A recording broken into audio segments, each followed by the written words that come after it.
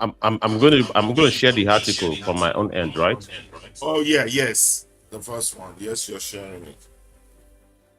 Okay. Let's what else? What else? Here.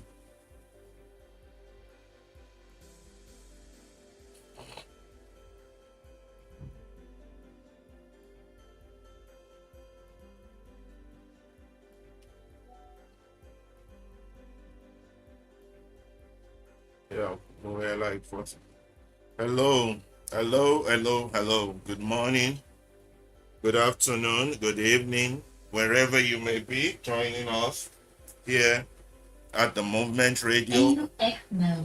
Welcome to another edition, an interesting edition of the Movement Radio. Good morning, good afternoon, good evening, whatever your geographical location is. Welcome to the Movement Radio.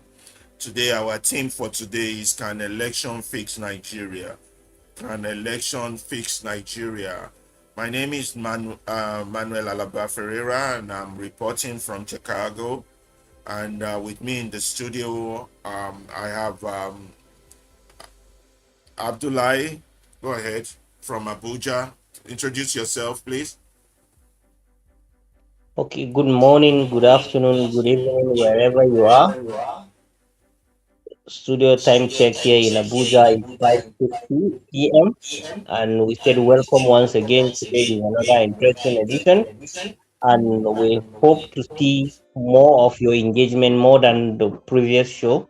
We expect your comments, you pick up the mic from the S Twitter space, and we because it's our collective effort. We all say that fixing Nigeria is not one man job but our own collective effort. So the theme for today, can election fix Nigeria? Let's have that robust conversation. Let's have that your opinion, what you are thinking. Do you think election is the solution? Will do you think if you think election is the solution, come and tell us your reasons. If you think election is not the way to fix Nigeria, come and tell us your opinion, or you drop your comment across all our social media platform. But if you need the mic to add your voice, you join the X audio space, so you pick up the mic and you make your contribution. I remain Abdullah Salisu Aliyu, here at the Movement Radio, Abuja, Nigeria. Thank you. Yes, thank you so much. Movement Radio, Lagos, Nigeria. I greet you. I salute you for your consistent attendance to this great organized effort to educate our people. We are here once again to bring you yet another fresh episode on Movement Radio. As you know, our articles are always power packed, and we are poised to provide very insightful analysis, different from the ones that you are used to, the mainstream media, that is indeed laced with some lies and some truth. On this side of things, you would only hear the truth and nothing but the truth. And of course, supported by references and data references for you to verify in real time. And you can correct us, all right? You can reach out to us. You can indeed give a different perspective in real time. We take feedback from this side of things, and we can in instantly, like literally, arrange to join us in the studio here, all right, due to your participation. It is not something that is pre-planned. We don't have to. It's our own media outlet, the people's media outlet, where it is not we're not giving mic to just random people or individual that are indeed complicit to the problem, or perhaps the ruiners themselves. This is your own platform, the people's platform. So feel free, feel at home, and relate with us. Get yourself familiarized with us, and let's carry out this work of education to our people, because knowledge, as they say, is power. All right. We believe that if our people have been empowered, if their minds are empowered by changing the narrative fed to them or shoved down their throat by the mainstream media, we are indeed going to be a step closer to the liberation that all of us yearn, and we long for it. It's something that we desire. So how do people liberate themselves without the right kind of education? That is what the Movement Radio stands for. So we welcome all of you across board. We are on all platforms: Facebook, YouTube, Twitch, X, and Instagram are, of course, our X platform. The audio version is also very much live. Please feel free to pick up the mic and let's have this interaction. It's a two-way traffic, as we always tell you. It's not one way, and we are poised once again to present to you our own perspective to whether or not elections can fix Nigeria. Sit back and enjoy. I'll pass the mic back to Movement Radio Chicago. For our audience on Facebook, we have two Facebook pages, the Movement Radio and the Alaba Ferreira Facebook page running live. We have two YouTube faces, the Movement Radio and the Alaba Ferreira page running live.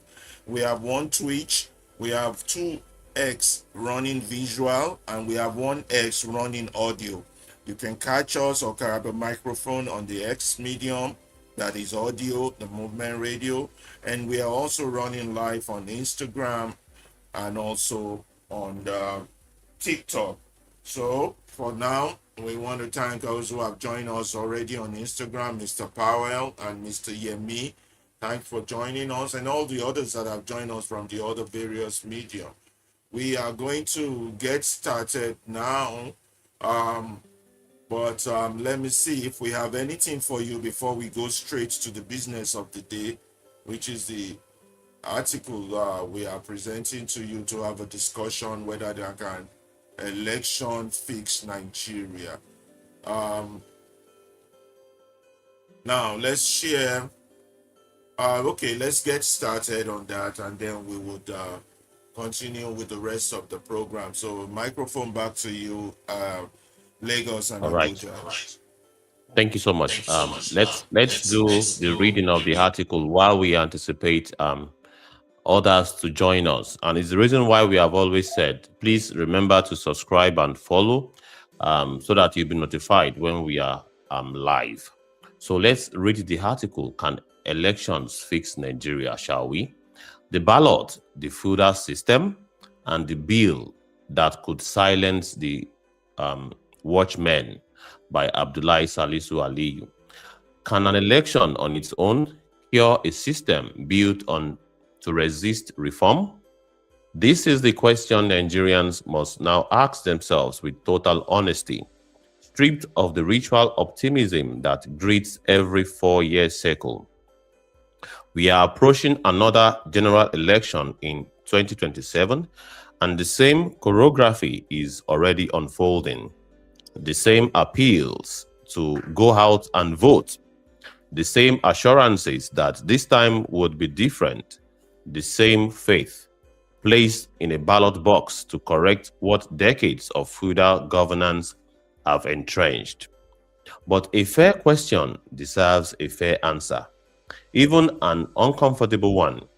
Can the Nigerian electoral system, as presently structured, ever produce the kind of leadership capable of ending bad governance? Or is the system itself designed deliberately or by accumulated habit to reproduce the very class it claims to let the people choose? This is not cynicism, it is diagnosis. And diagnosis, however uncomfortable, is the only honest starting point for a cure. We are not here to point fingers at any single individual. We are here to lay the architecture of the system bare so that every listener can judge it for themselves. An umpire that answers to one of the players. Every credible election needs a referee who owns or holds nothing to either team. Nigeria's 1999 constitution places the Independent National Electoral Commission at the center of our democracy. Yet, the same constitution hands the president the power to appoint its chairman and national commissioners, subject only to Senate confirmation, a Senate typically dominated by the president's own political coalition. This is not a conspiracy theory. It is the constitutional text itself in Section 154. The body meant to judge the contest is staffed by the very office one of the contestants already holds. This is not an abstract concern raised only by critics outside the system. INEC's own current chairman has publicly acknowledged that the commission cannot be truly independent without financial autonomy, warning that continued reliance on the ordinary budgetary process controlled by the executive and legislature weakens its operational independence ahead of the 2027 elections. When the umpire's own head says the whistle is not fully is to blow, citizens are entitled to ask what that means for every election conducted under the current arrangement. The 2023 general election supplied the case study. INEC had promised that results would move from polling units to its public result viewing portal, IREV, in real time, using the bimodal voter aggregation system. It did not happen as promised. A large share of results took days to appear. Manual collation was substituted for the promised electronic transmission, and the Supreme Court itself, while declining to annul the presidential election on this basis, conceded plainly that the malfunctioning of IREV could reduce public confidence in the electoral process.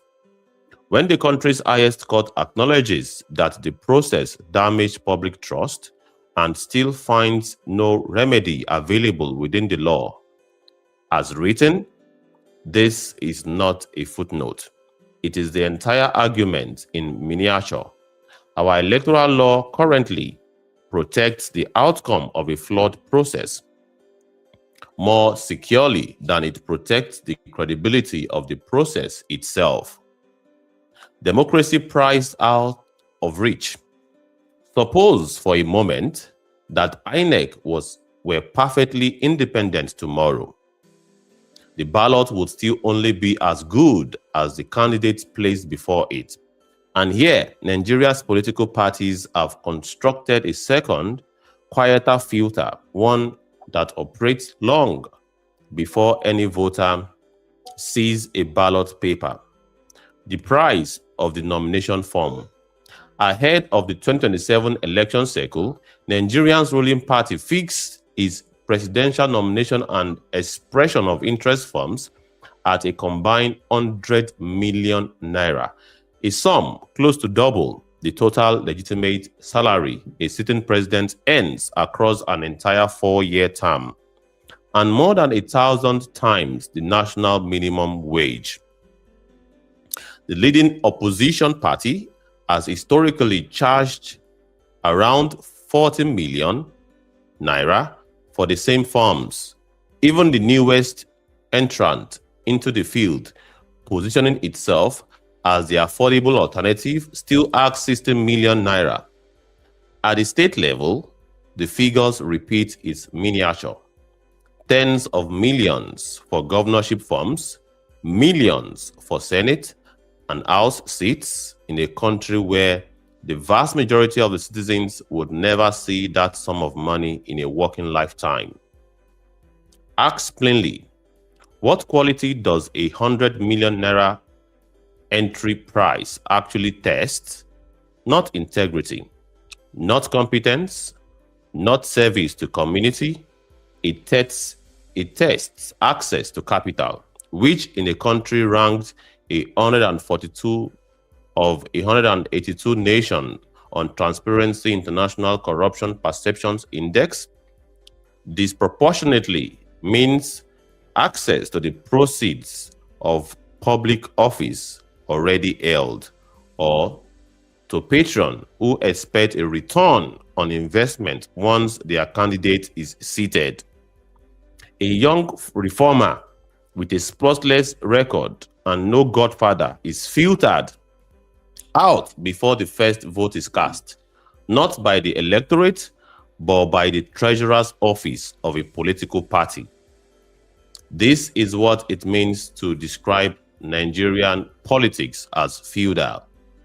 The barons decide who may even approach the throne. A citizenry taught to sell, not judge. None of these excuses the electorate of its own share of responsibility. A political culture in which the vote is treated as a transaction, rise today for a mandate tomorrow, does not arise by accident. It is cultivated deliberately by a class that finds an informed, value-driven electorate far more dangerous than a hungry one. But cultivation is not the same as inevitability. A people taught to sell their votes can be taught just as deliberately to weigh a candidate's record and character above the size of the envelope on offer. That re-education is slow, unglamorous work, civic education, credible information, and above all, institutions strong enough to make the vote actually count once it is cast honestly. Which brings us to the second half of this discussion, the bill that would silence the watchmen. At the very moment Nigeria most needs independent eyes on its institution, on INEC's conduct, on the financing of politics, on the management of public funds, a bill sits before the Senate that would place many of those independent eyes under direct government license. The Foreign Aid Regulation, Coordination, Transparency and Disclosure Bill 2026, already passed for second reading in the Senate, would establish a new foreign aid regulatory commission with sweeping powers over any organization, government or civil society that receives foreign aid or grants. Every recipient would be compelled to register within 30 days on pain of criminal liability. Publicly disclose the source, amount, and purpose of every grant. Submit to a fresh annual audit on top of existing obligations, and align funded work with government development priorities, backed by fines of up to 20 million naira and up to 5 years imprisonment for non-compliance. This is not a new idea dressed in new language. It is Nigerians' fourth attempt at essentially the same commission after versions proposed in 2016, 2017, 2019. Each collapsed at committee stage under sustained public and civil society pressure. Nor is it solving a real gap. Government's own Nigeria Development Corporation dashboard already published foreign aids flows by donor, sector, and state, built to an internationally recognized transparency standard, and it would unwind a reform Nigeria civil society spent nearly decades winning. The removal, following international guidance in 2023, of non-profits from a punitive anti-money laundering reporting regime designed for pawnbrokers and car dealers, not community organization. The deeper danger is constitutional.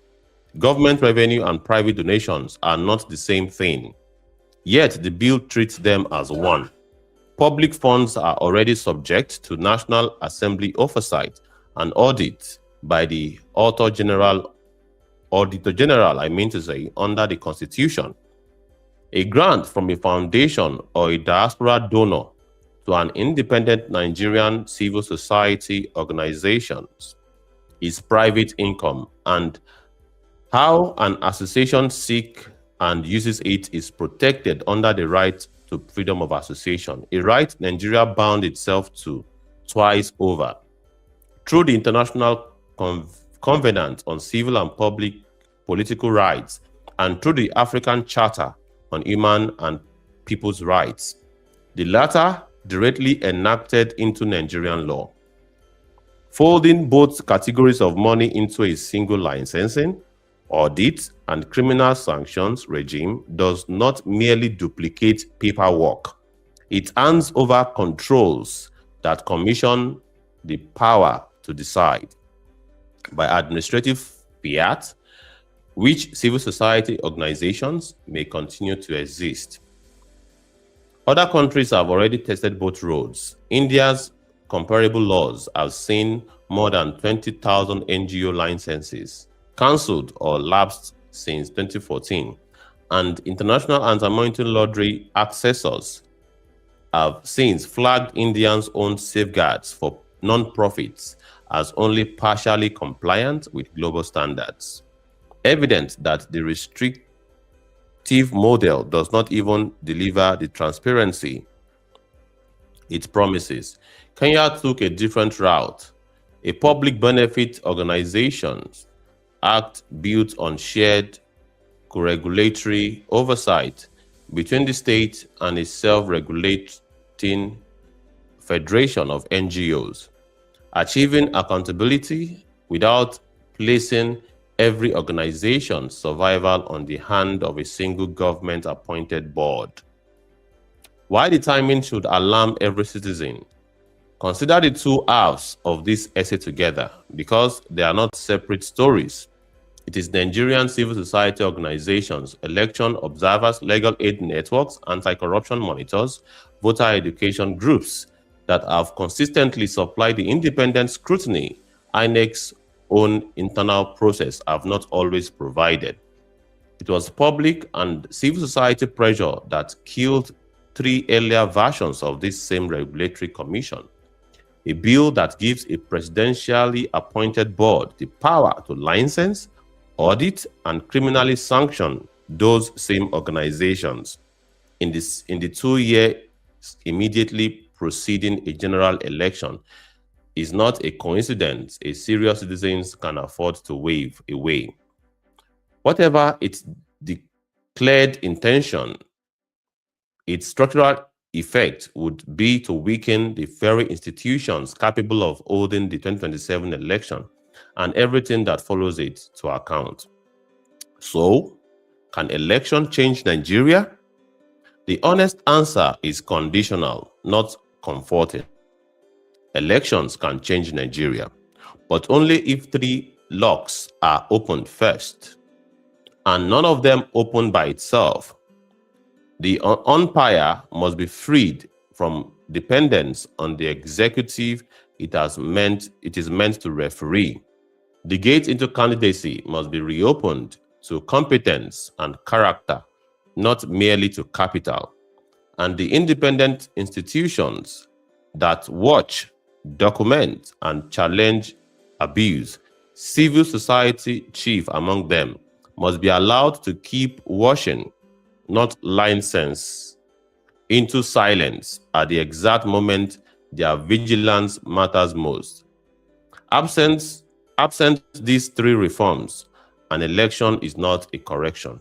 It is a renewal of the same FUDA contract, dressed in the language of democratic choice. This is the revolution this moment actually requires, not the overthrow of institutions, but their genuine liberation. An INEC funded as a first charge on the Consolidated Revenue Fund and insulated from executive appointment nomination process that tests character and capacity rather than bank balances, and the civic space robust enough to keep every one of the promises honest long after the votes are counted.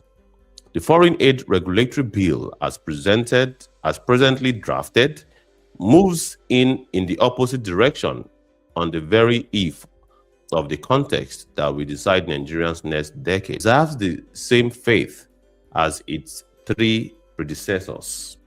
Not because transparency is unwelcome, but because Nigeria already has the tools to achieve it without placing civil society survival in the commission's hand. The ballot is not fake, but a ballot cast inside a feudal architecture will keep producing feudal outcomes until citizens, civil societies, and the National Assembly itself choose to dismantle the architecture deliberately, structurally, and before 2027, not after. That is the article by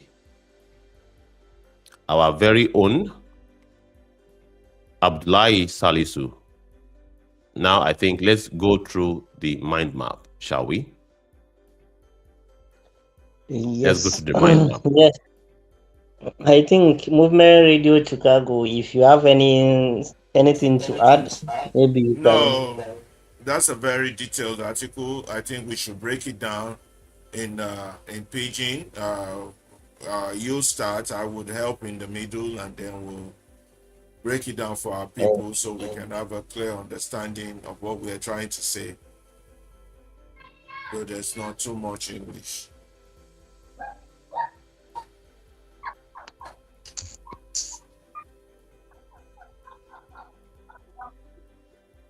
Okay, just a minute. Let's break it down. Okay. Okay, 1 minute. Sorry.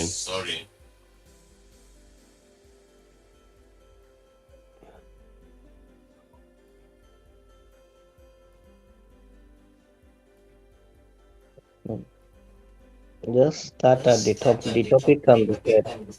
Okay. I think I'm there. Can you see it now? An election Yes, fix can Nigeria. election fix Nigeria? Okay. Let's now move it to a side from the beginning. So we analyze it from that side of things.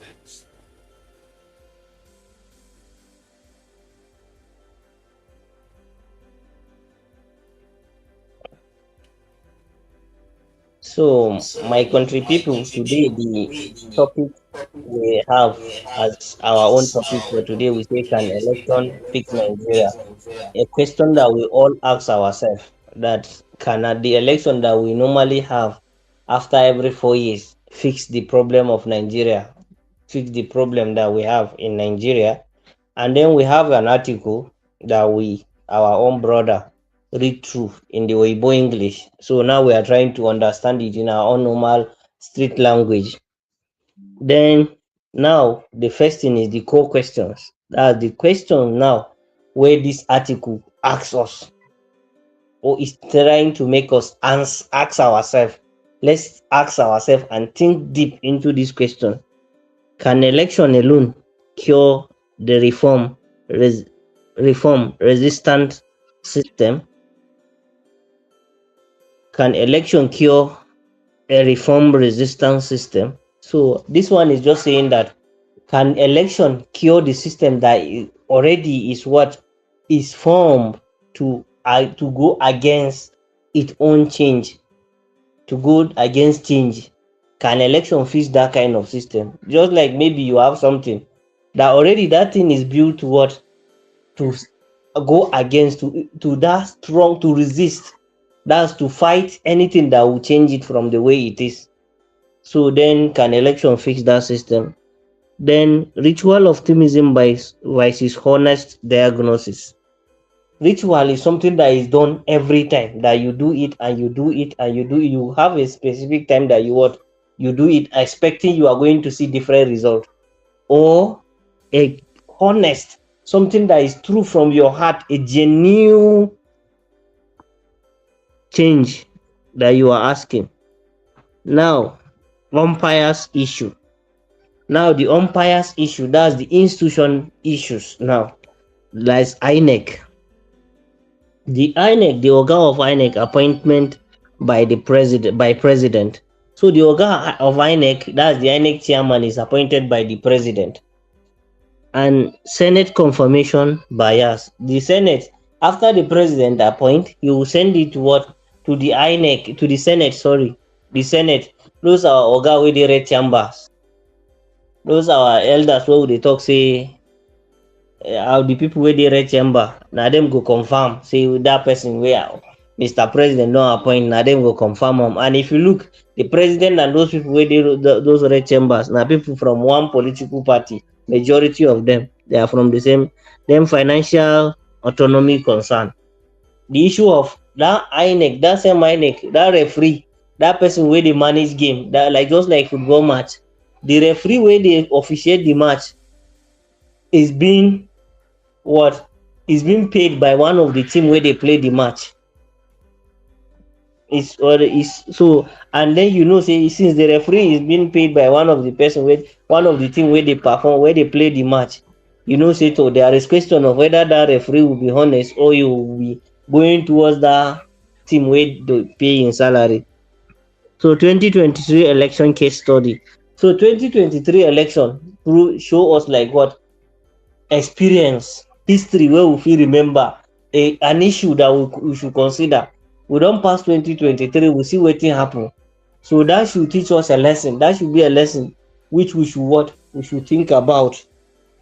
IREP portal failure. That IREP, that internet results evaluation view, where you see all election results, they say they will upload, they will put them on the internet, everybody can see anywhere. But work that time. So that one is also issue of concern. Then manual collection, instead of that electronic, that way they say they will put them on the internet, they will use their own gadget, their own computer, put them on the internet. They no do one like that. So now the same paper from A where they use, now that same form A they use, they still copy results, transfer them. Then Supreme Court acknowledgement of trust damage. Even this our own highest court, the court where they say apart from that one now God, if that one finally give judgment, or the next thing now only God, you only wait for God. So they say even them they talk say talk the failure of that, because they no fit carry that election result through the same way where they promise. They say they go use computer upload them on the internet. Since they no do them, they say that one go make people no come to believe in them more. Then electoral law protect outcome over process credibility. So the electoral law process, the law will give the electoral that is guiding the election. What would they do? The law, that's the rules where they guide the election. It protect they always protect apart when the INEC chairman don't make announcement. Now only the result they protect. They protect how the result take come. The result, no matter how it take come, the final announcement is what matters. Then nomination form fees.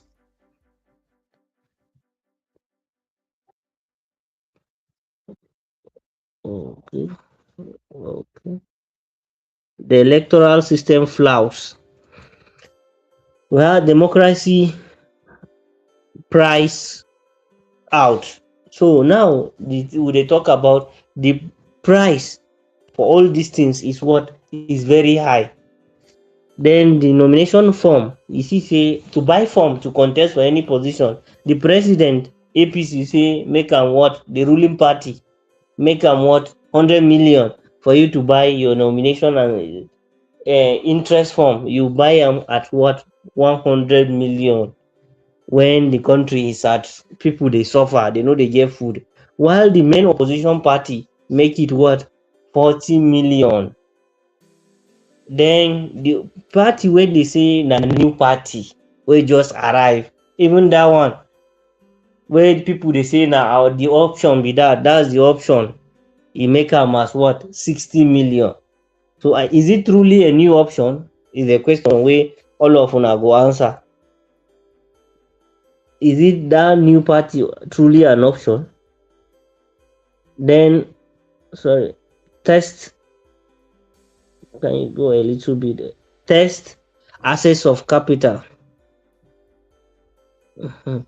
Then the test access of capital instead of this election to what, to make sure say e dey test competence. Can person do the work wey im say im go do, but e dey test what, capital. That is, dey test how much money the person get. Because if you say all this money wey people dey call, you must get this amount of money before you buy form to contest for this election. It is not showing that, it's not asking you, okay, did this person know the job, did this person promise before and deliver, can this person even do it.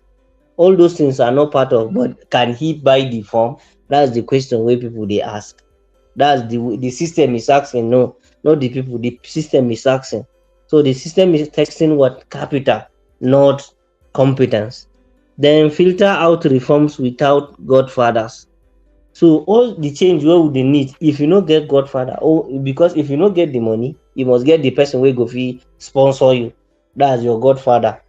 And you must have person wey support you, wey back you down very well. Because even based on the electoral law wey dey state billion for you to be able to spend for your campaign, you know say if you no get people wey stand before you, or you no get godfather wey strong, you no fit run am. So that is showing that all the change wey we wan see no be that thing wey dey ask o, na godfather. Then feudal system, barons decide access to power. So those big people wey we dey see, those big people wey we dey see, or big people wey get questionable characters, na dem dey decide who is going to go. Because if you no get money, those people wey get money, na dem dey control who get access to power. Because you must be very strong and very rich.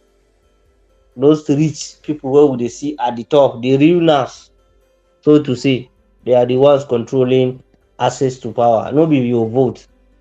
Because your vote, maybe you just dey, the person wey you want make im dey the ballot, no be im go dey the ballot. Because na money dey always judge how that person can go. So citizenry role. So even us wey we dey vote, even you wey dey vote, even you wey dey go cast vote, even you wey dey talk on the person wey you wan vote, you too no be say you no get work wey you go do, or you no be say you too you no contribute. Dem dey contribute, you too you have your own contributing. You have your own contribution wey you dey do, wey you dey make your system no work, the system no work. One of the thing wey you suppose do, wey you no dey do right, is you dey treat your vote as what, transaction. You say, how much dey even give me, how much this person go give me. Instead of you to say, okay, the person wey I will vote, it must be the right person, it must be the person wey go make this country better. No, e dey ask how much the person give you, how much cup of rice the person give you, spaghetti wey im give you, wrapper wey im carry give you, or small chicken change wey im carry give you, wey you spend am in one day. So you dey treat your vote as what, transaction, just like buying and selling. You no dey treat am as your own right, as your own future, as the future of your own children. You no dey treat am like that. Then cultivated by ruling class. All this thing is cultivated, they make am, the ruling class make it to be so. No be say, yes, they make am, but you too, you dey also help. Then potential for re-education. Yes, potential for education. Ways where you feel what, all this mentality of selling your vote will fit change is what, through what, civic education, credible information, and strong institutions. Civic education, people need to know. Even you, as you dey hear us now dey talk, you should try tell other people how they should do things right. Tell them that your vote wey you dey sell no be good thing o. Na your children future, na your future you dey sell o. Vote the right person. If you wan vote the person wey go make the system work for all of us. Na wetin you suppose do. Then credible information, pass information wey be right. And then INEC have to be what, strong. INEC have to be strong. No be say e go still dey under one person, or under some people wey na dem dey control where they dey get their money. The person wey they appoint, you should not be person wey one person go appoint, while that person, his party, him and his party still dey within the contest. No be referee should not be chosen by one of the team where they play the match. That's how it should be done. Then the bill that silence the watchman. So then another issue, again one thing wey still dey the tunnel is coming out, wey go fit make people wey dey put eye on top things wey dey happen, them too you tell them shh, close your mouth, no talk anything. And the bill still dey with our ogas in the red chamber.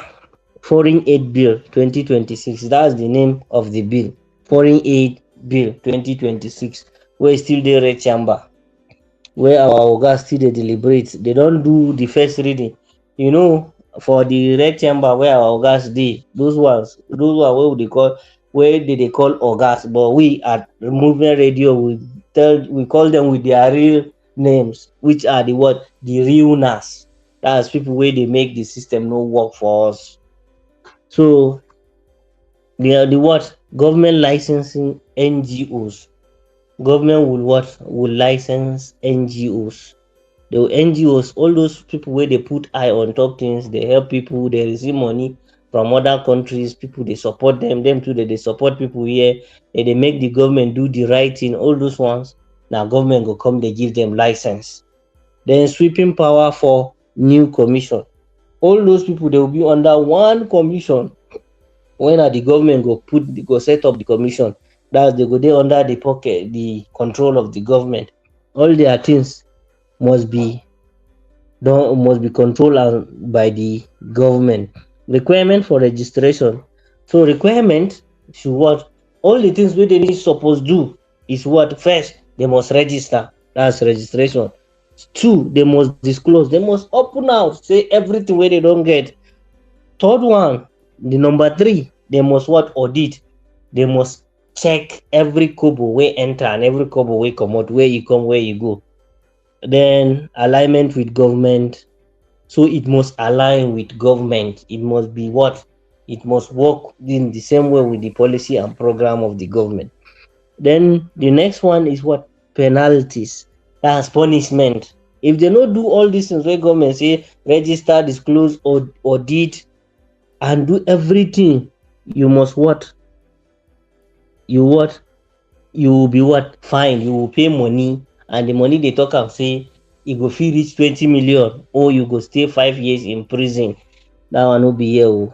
So person where they fear all these things will have to obey what the government is saying. So is there going to be fairness in the system with all this sanction, all this control? So previous attempt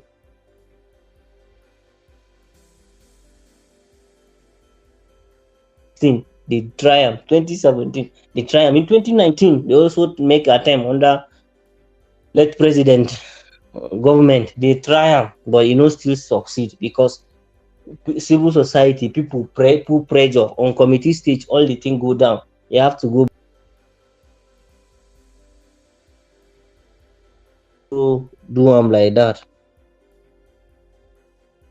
So then duplicate exists, the existing data. There is already an organization that is what, controlling all these things, that is also publishing this thing. That is called what, Nigeria Development Corporation Dashboard. Is on a commission that is also what, publishing every money we enter Nigeria, the place it go, the NGO it go, the account it go, is always publishing it, so that what, even the people where they outside Nigeria, they see that dashboard, they see that in the internet, so that you know where the money you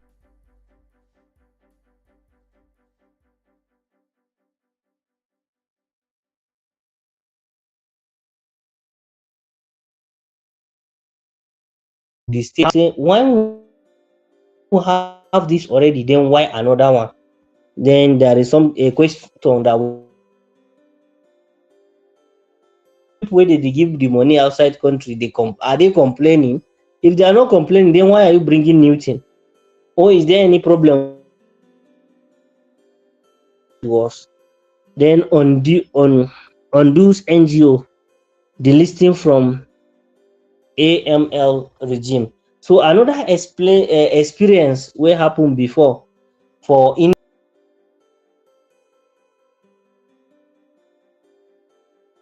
some NGOs, because they no comply with the system, with the government, they what? They deregister them. They no give them opportunity to do what they, and then people are calling them, they are what? They are saying that the system is dictatorial and is subsistent, is accepting things that, then constitutional dangers. So even under the law, it gets some dangers where this thing go have go cost. Treat government revenue and private donation as the same. So if now we say, okay, this thing come happen, it come to reality, then the money wey na government own and money wey na NGO and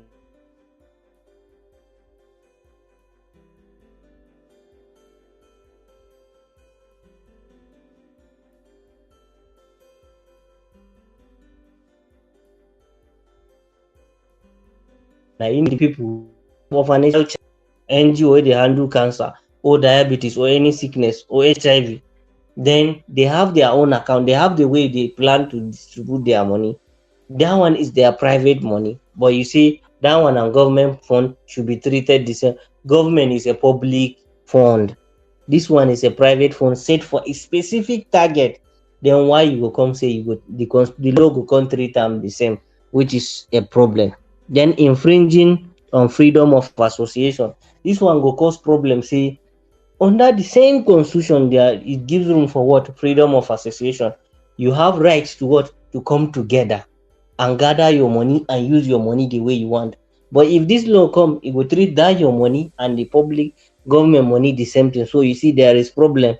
So then this one is going against that your right of associating, gathering your money and using your money the way you want. Then grant power to decide NGO existing by administrative fiat. So grant power to NGOs decide decides NGOs existing by this one. Anytime money wey grant wey or all the money wey they give from outside country or from any other institution, even within the country, one person, maybe the person wey go head that commission wey government wan set, they feel say that money is wrong, is not supposed to, then the government will decide to collect the money or use it anyhow, or they even punish the NGO anyhow they want. That's by its own decision, anyhow. Or even they will create one English we go confuse everybody and they go make the NGO, if the NGO is not doing what they want. Then comparison to India, that one is what happens in India is an example of what we said before, and Kenya co-regulatory. It give the example how India take happen its own way, it come result to problem, while Kenya's own how they what the government institution they, and then the own NGOs they have their own, then they join together, they do hand in hand, they work and they make sure that that money is going together. Then timing and alarm. Now the time where they bring this thing is also something that need to make us ask question. Why now? Why this thing they come now? Bill precede 2027 election. Why the bill they come now? Why it they come now? The precede mean coming before 2027 election. Why they come now before the election next year? Then working institution that scrutinize election, because this thing where they happen now, if this thing happen before the election, then all those NGOs where they put eye, whether they call them election monitoring agencies, whether they put eye on top election matter, whether they help INEC, even if INEC have some problem, whether they make sure say that they give report after every election, you see them, they go publish, they will come out their own report, say this election is credible, is not credible, these are the errors, these are the places where we supposed fix, whether they identify all those problems. So they make them weak, they no feel work like that, because them too they will be controlled by the government. So that's now another thing where people need to make sure they check. Then coincidence is not accident. Coincidence, that's this thing happening like this is not by accident. As it dey happen like this, it's not accident, not be something wey just happen suddenly. It's something that with what we need to check. That's why it is said coincidence is not accident. So the next thing, three locks. There are three things what we suppose do, what we suppose fix. Where na per lock wey dey lock, what we suppose open. Na three things what we suppose do. Umpires independence. That's these three things, if we do am, e go fix this our problem. Well, we need to know do all these issues where would they say all this wahala where would they talk on top this election matter. The umpire need then INEC have to be what independent, completely independent from the executive. The president should not be the one appointing the INEC chairman. Their money should not be coming from the government directly. You should have a means where they will get their own money so that it will not be interfere. But because those people where they maybe they can be under maybe an agency that is continuous, not by political elected members. People wey no be them they no be them too they know they contest election. Maybe under a board or under a ministry that their money is directly going there. You cannot say okay you stop their money because they no do what you want, or you put check on top their things. Then candidacy gates. Then now the way political parties dey, the way we dey make get people into the primaries, or even how people should come into political parties, should be what control. Make sure they what re, reopen competence and character, not just capital. We should not consider whether they get money or they not get. No, the money should be what the least we should consider. That money should be the least thing that political parties should consider. Is what it should be what their competence. Can they do this job? If the person cannot do the job, he has no business to be there.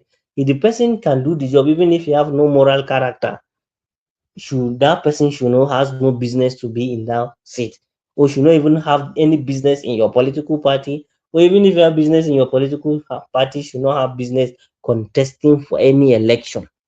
No matter how rich that person is, you should not have business in your own in contesting any election. Political party, if they can do that, then we'll solve like one of three of our problems. Then the next one is independent institution. So those civil society organizations should, and then all other ones, NGOs where they operate, they should be independent. No government should control them. They should allow them to work independently. If they have things that they need to fix, you can point it out and then let them fix their problems. But you should not control them, because if you control someone, you will not allow the person to do the right thing. So the last section, please, can move it a little because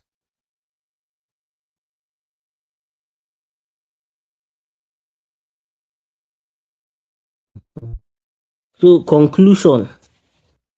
Now on the conclusion, elections can change Nigeria. So we are not saying that election cannot change Nigeria. And the article is not saying election cannot change Nigeria, but it can change it can change Nigeria conditionally under some things, under some circumstances, under some rules. If these things are done, then we can say election can change Nigeria. Absent reform, I think it's a renewal of feudal contract. So if all these issues where we get is not, we did not fix it. So then, in the absence of this reform, then if we not fix all these things that we mentioned, then it means it's just like renewal of the feudal system. You know, a feudal system we say is a system where the people at the top, the laws cannot punish them, but you punish, and any of the institution within the system is serving them, not them serving the people. So if we did not fix all those problems we listed before, we mentioned before, we say before, then it's just like renewal. You are just saying that okay, you are changing battery for the same phone that has problem. So immediately the battery come na spoil, e will spoil even if the battery na better. If the battery sef no be better, it will not even give room for better battery. So just the same thing we just dey do, continuous process. Then genuine liberation of institution. If we can make things, if we want to make things better, we have to have genuine, sincere liberation, change of the system. We need to change the way things are working. The institutions need to change. The system need to change. Everything need to work for people, not for some people. It should not be working for few people. It should be working for everybody. Then foreign aid bill move in the opposite direction. So that bill where they give say on top that foreign aid should what should go in the it should not be going forward. It should not see the light of the day. It should wait. Even if they are going to consider it, they should wait. Then call the NGOs, let them be the one to sit down and discuss this issue of regulation, and then they can bring something better that will work for both the government and the NGOs. Then the next one is what dismantle feudal architecture before 2027. So this system where they work for only few people, we should what we should bring them down, change it. No be say we should bring them destroy. No, we should change it. We should make it in a way that it will work. It change from working like a room. You have a room, it's only few people, you are like 10, but it's only three people that can enter and sleep inside. The others will be running around. So make it work, bring change the building, maybe expand the building, may everybody enter so that it will be able to be safe from the sun and the rain. But if it cannot be like that, so it should be something that should work for everybody. You say you have big land, the land is big, but you just build a something very small that only few people are benefiting. Is very wrong. Let's have something that everybody can enter and be protected from the sun and the rain. So that's the article, and that's what we have as our first article. Thank you. Yeah, Thank you so very much indeed. yeah. Ibukun, before we continue discussion, is it possible you could go back to the key problems that he highlighted in the article from this mind map? There's a reason why I'm saying that. Okay. So the key issues that he brought out from the article, the main ones. Before we even went to this conclusion, which ones were those? The key problem within the system. One, I believe, was the financial, right? Is it that?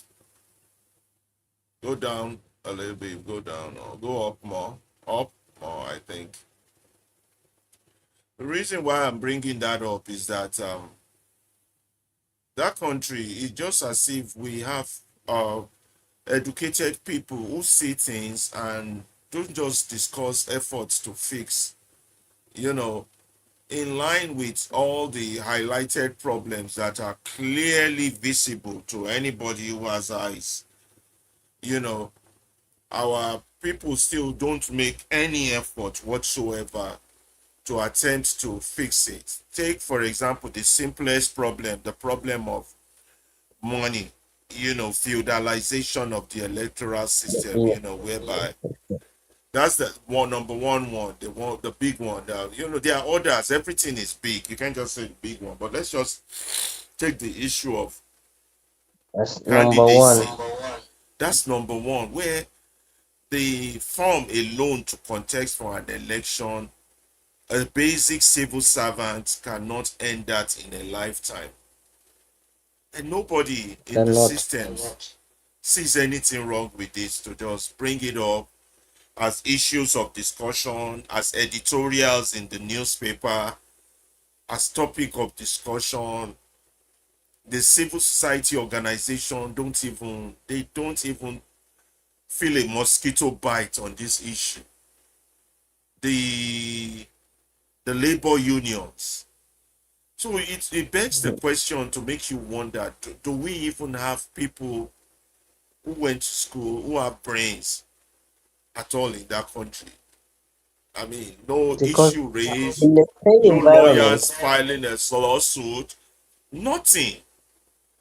Everybody just see it Oh, as normal.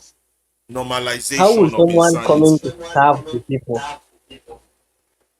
be buying from for 100 million, 40 million, 60 million?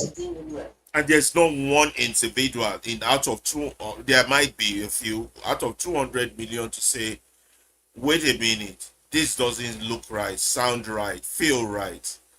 Can we review this? Can we have an alternative way? Can we go back to option A4? Can we have something different?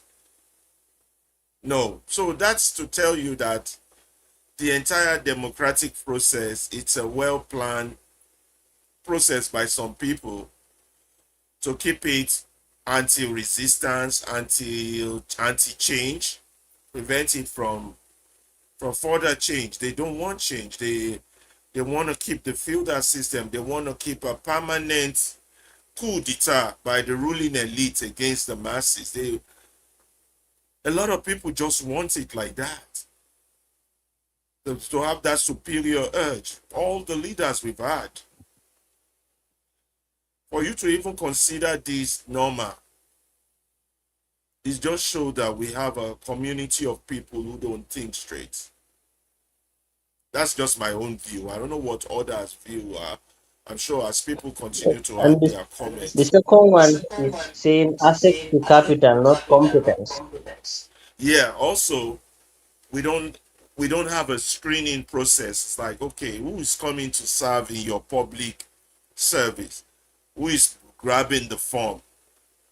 What is their background? We have all the criminals that left the United States coming to get political positions in your country. People who have been convicted of done criminal acts. There's no background check. You know, we just let everything go. You have to wonder what kind of people we are. What are we? Are we are we normal at all? You know, our kings, our religious people, our civil society, our academias. And when you're in academics and you can't even afford the money to buy the nomination form, and you're a professor in a university and you're not raising an issue about it. When you're in the military, you're a general, and your entire salary for a lifetime cannot even buy a form for The you to form. serve your country in the civil way, and you're not raising an issue about it. That means you are certifying criminality in itself. Says only those who have money, and it does not matter how they got the money, that can rule your country. It speaks volumes of who we are, what we are. The mere fact that we don't even raise questions about these things, it's mind-boggling. It is mind-boggling. So there's the financial. What other one? There's the There's character. Godfather. There's the godfatherism. Where that people are selected. You have to have a godfather. Well, Yes. actually, And the that's bar that. of controlling who becomes. I want to add on that godfatherism that Abdullahi, I believe that in itself it's a cultural thing. Let me tell you why I think that. I'm not saying culturally right. I think over time, fella have sang it in his song. He said, "Oh, over time, parents is your first culture. Then after parents, you have government. Then who is government culture? After you do something over 60 years, that becomes your culture." The godfatherism thing is a culture. I don't know where it came from after the British pretended to have handed over to us. It's a cultural thing. For example, do you know that even for me personally, when I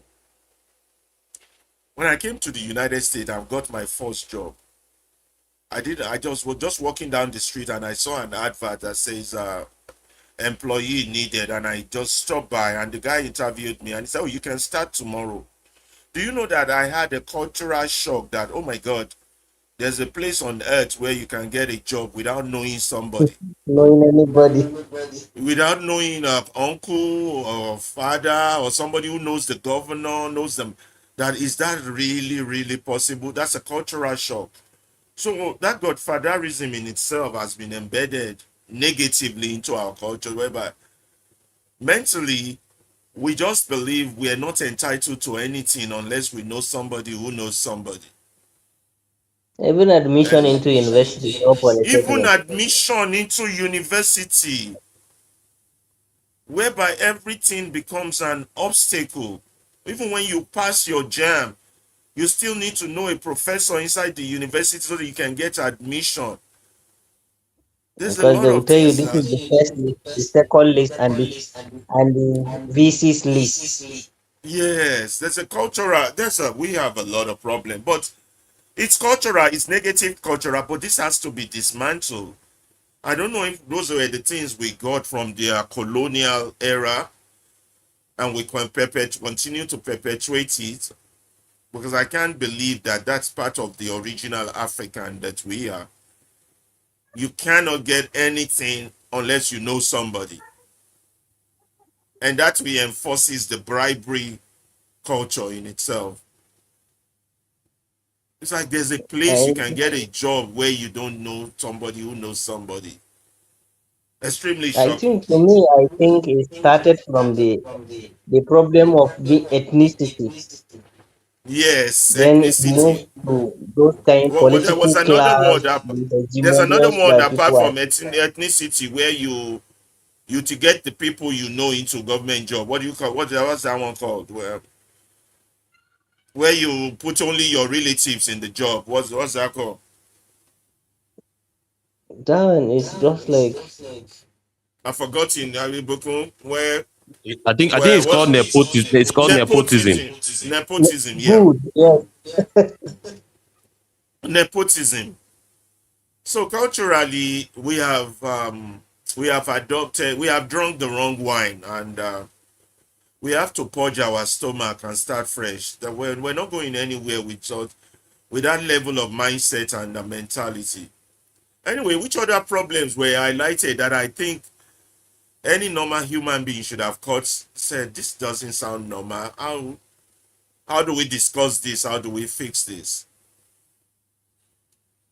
Then there's the one whereby the new one whereby if you have a forged certificate, it is okay.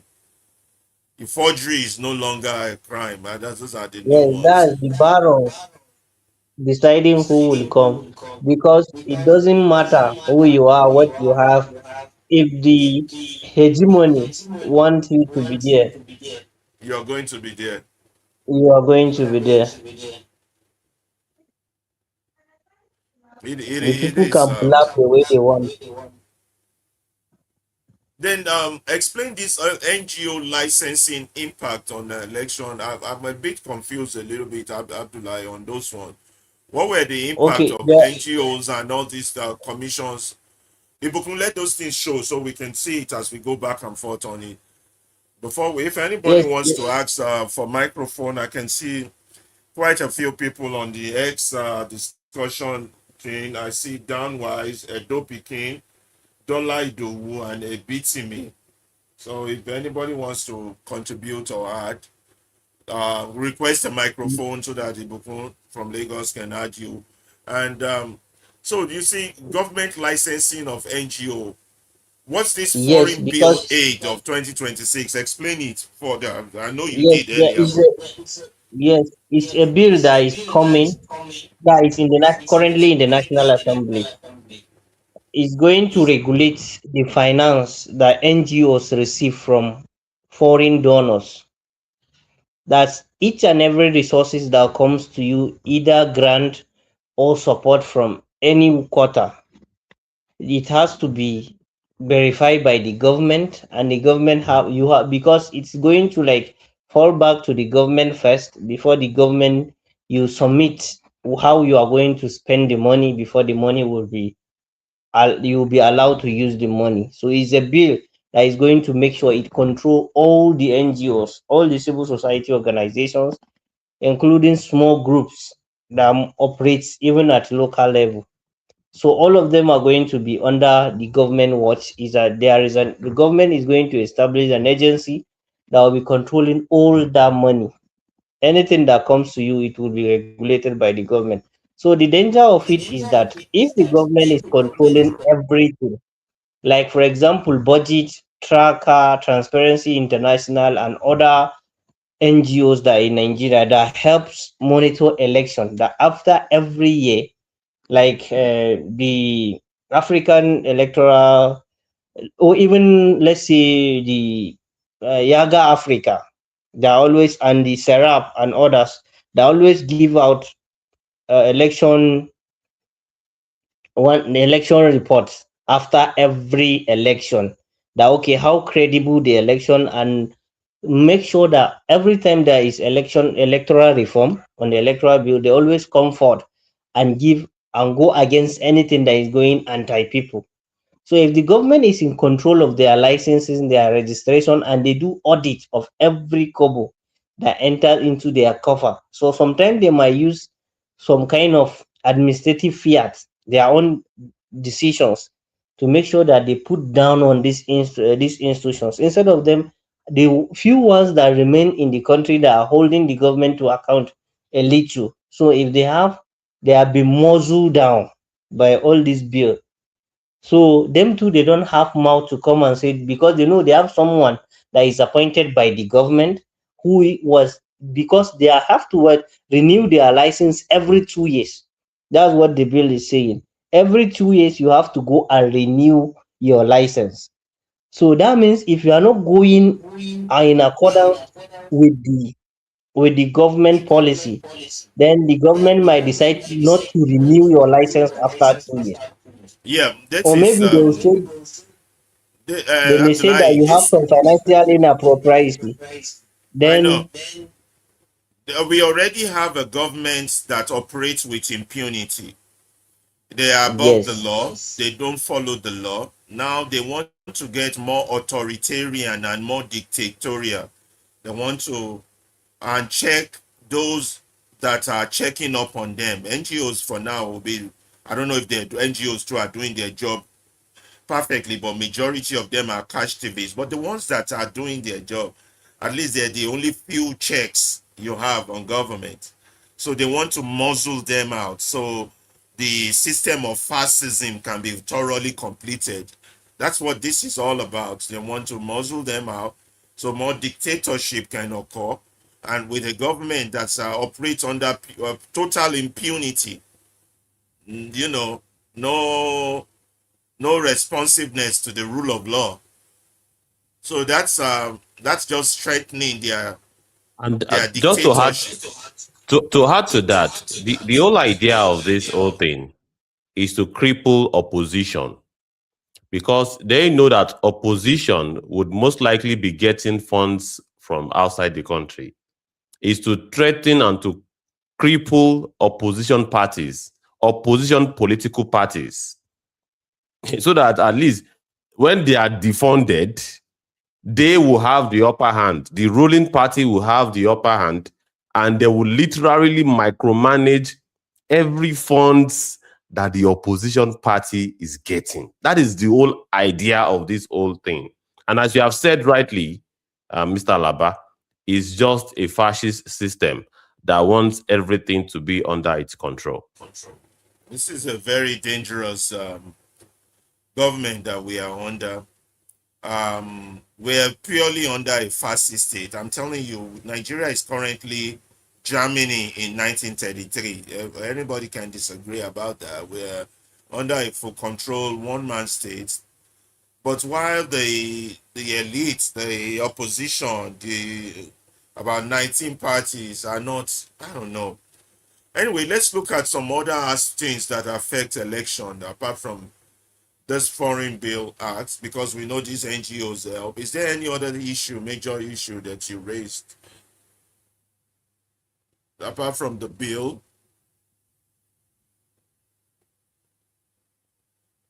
Yeah, make it bigger. That's good. So what else do we see there? Yeah, selling I their don't. vote, making their vote transactional. Yeah, but you can't really. The thing has been transactional from the top. From the moment you purchase a nomination form, it's already transactional. So taking it down to the citizenry level is being unfair to the citizen, in my own opinion. It's been transactional from the you're paying 100 million. What you need is to borrow more money from the bank so that you can pay the citizen so that you can get your 100 million back. The entire process is transactional. Ain't got nothing to do with the citizen collecting bread or rice at the polling booth. It's purely transactional from the top, and that's what needs to change. And if this is what we are going to hold on to, I would advocate we don't even need a democracy. This is insane. This is not democracy. This is fascism on a speed dial. We shouldn't operate like this. This is a launch to have multiple Adolf Hitlers in our communities. This is madness. You know, it's straight from the you can every educated person, middle class person, professional want to blame the people collecting rice. This is not about the people collecting rice or bread at the polling booths.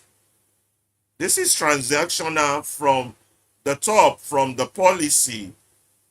And that's why I said, do we even have academias in that country that look at these things and raise voices, or they're just all about their own infrastructure too, their own stomach?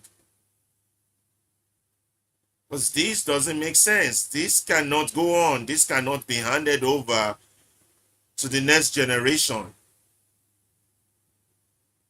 This is not democracy. This is something else. This is an abnormality.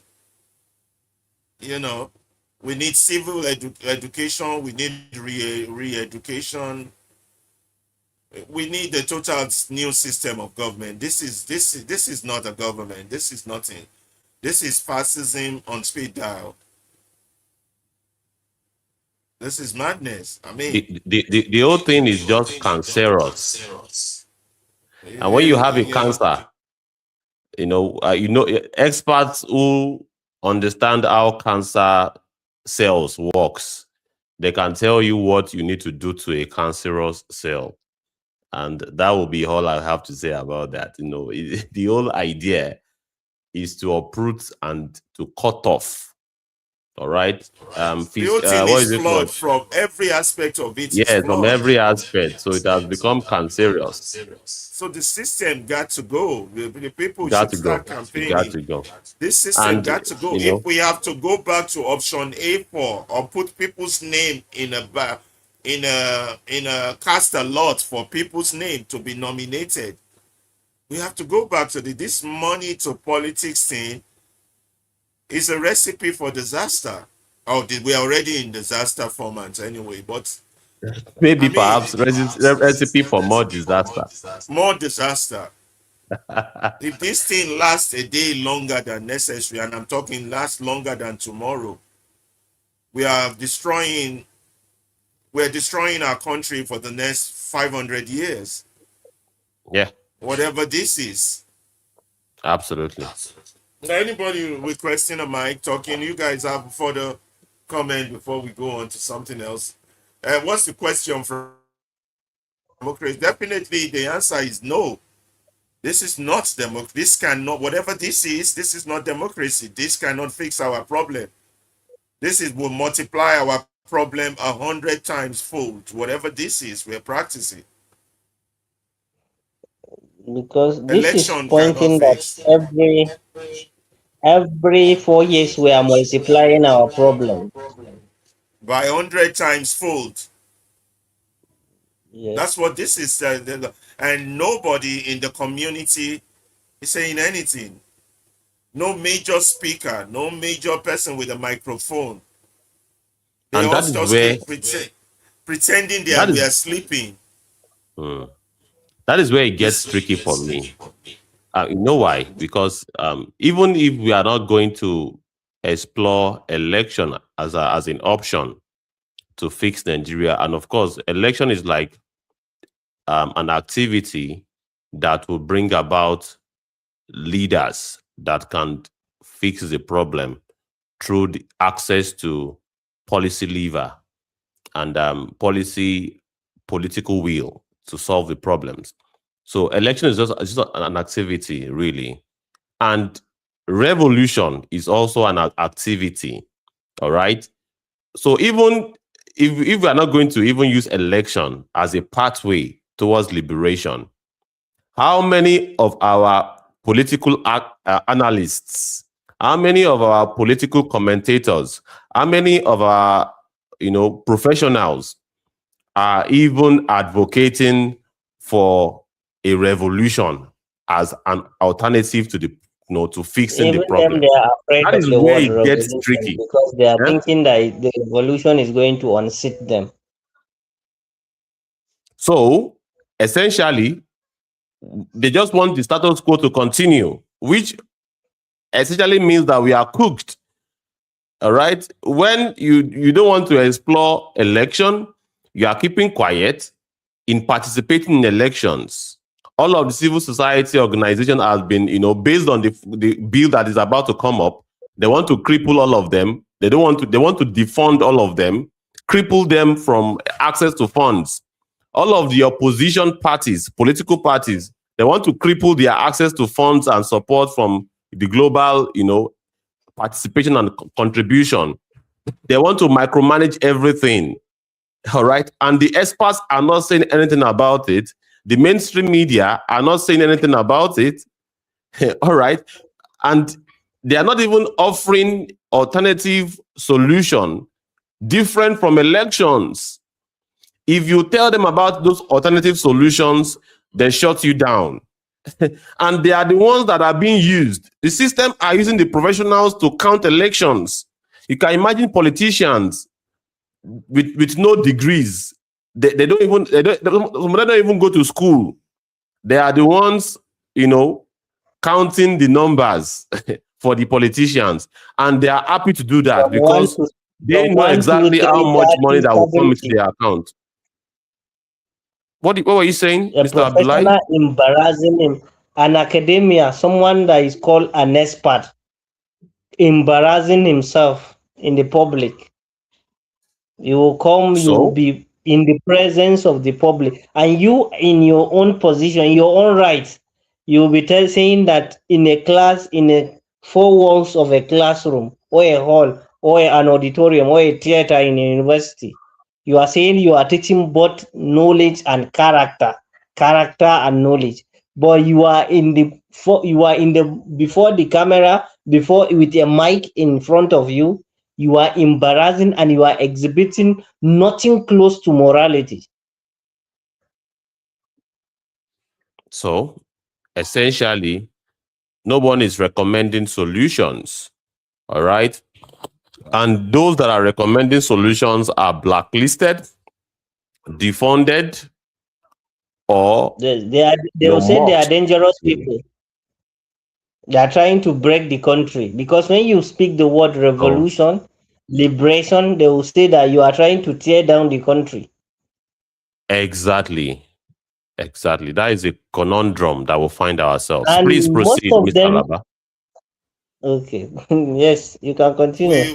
The conversation still goes on, but just to take our mind off from this tragedy, let's just go back in time in history. Today is August 13. Today in history, in 1985, on August 12, 1985, Nigeria wins the FIFA Under-16 World Cup. That was the day Nigerian schoolboys ruled the world. On this day in 1985, a bunch of fearless schoolboys pulled off one of the greatest underdog stories in football history. Armed with nothing more than raw talent, grit, and unyielding spirit of Nigeria, the original Golden Eaglet conquered the globe at the inaugural FIFA Under-16 World Cup in China. They didn't come from the elite academics or professional clubs. They were plunged straight from school fields across the country. Yet, led by Captain Udoka Ugbadi and masterminded by Coach Sebastian Bodrick in Manswen, they stared down the football giants of the world, defeated West Germany 2-0 in the final in Beijing, and brought the global glory home. That historic triumph did not just win a trophy, it bats a legacy laying the foundation for Nigeria to become a powerhouse in youth football. That's August 12, 1985. That's how many years ago is that? That's around 41 years ago. Yeah. Yeah, let's share that good news for now. We can continue the Yeah. conversation. Anybody commenting on can election fix Nigeria? Do we have commentators? Oh, go on. Not any. And please, let's be aware that we can pick up the mic and drop our comments. In my view, there is no excuse of non-participation. Maybe perhaps this is also a validation that we are part of the issues, really, because our non-participation in activities, all of these things are just activities. As I said, election is an activity. Revolution is also an activity. Whether or not we are willing to participate is a different ballgame. Passing the mic back to you, Mr. Alaba. Let's go back in history. It looks like we did well some few things in activities. On August seems to be our month. We're having good stuff to share back in history. Historical Nigerian brings this to us. There's a bronze medalist, Beatrice Utondo, Faith Idehe, Mary Oyali, I remember that name, and Christy Opara Thompson, I remember those names, at the Olympic Games in Barcelona, Spain, 1992. Look at that picture of those ladies celebrating victory. Great Nigerians. That was 1992, August 8th. And of course, we also had a story of our first medalist in the Olympics that the president of the time promised, the government of the time promised a building and some other benefits, and they did not pay or give her these benefits up until just like 2 years ago. Since the early 90s, promises that Nigeria. All these guys now, where are they? That is the question. Those are Nigerian heroes. All these legends, are we treating them well? Do we have respect for them or program to treasure their memory and preserve their legacy? Just look at that picture. Look at the joy in those ladies' eyes. Look at the happiness. The bronze medalist, Beatrice Utondo, Faith Udehe, Mary Oyali, Christian Opara Thompson. That's in Barcelona, Spain, 1992. Great women. Sometimes we got to share some of these positive things to lift ourselves up from the tragedy that is Nigeria today. I think we have some more stuff to share for you before we move on. We can continue. You guys can keep commenting on that kind of election. So what's the way forward, guys? What's the way forward on that election issue? Collective participation, and ending our silence, very important. We have been silent. We have been silent for way too long. In fact, it is that silence that has emboldened and facilitated this feudal system and this fascist system, because they know that the people would not say anything. They would not do anything. They would not lift a finger. So that has enabled them to go all the way, really. This day, April 13, 1997, this is the person currently leading Nigeria, and this is his opinion about the country he's leading. I don't believe in one Nigeria. Imagine. This was published on Sunday, April 13, 1997. Nobody is still asking him the question. Not single journalist put a microphone before him during election, after election, say, do you still believe that you don't believe in one Nigeria? And even as we are going into another election season, nobody is asking him the question. Because someone I who said, don't believe in the one Nigeria, then why I'm should just, the person? I said, I'm, even as we go are ahead. going into another election, Yeah.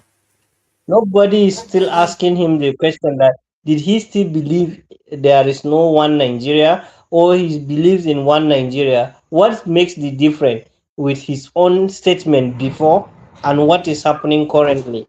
He said he don't believes in one Nigeria, and then he is presiding over a one Nigeria. Then what? That's contradiction.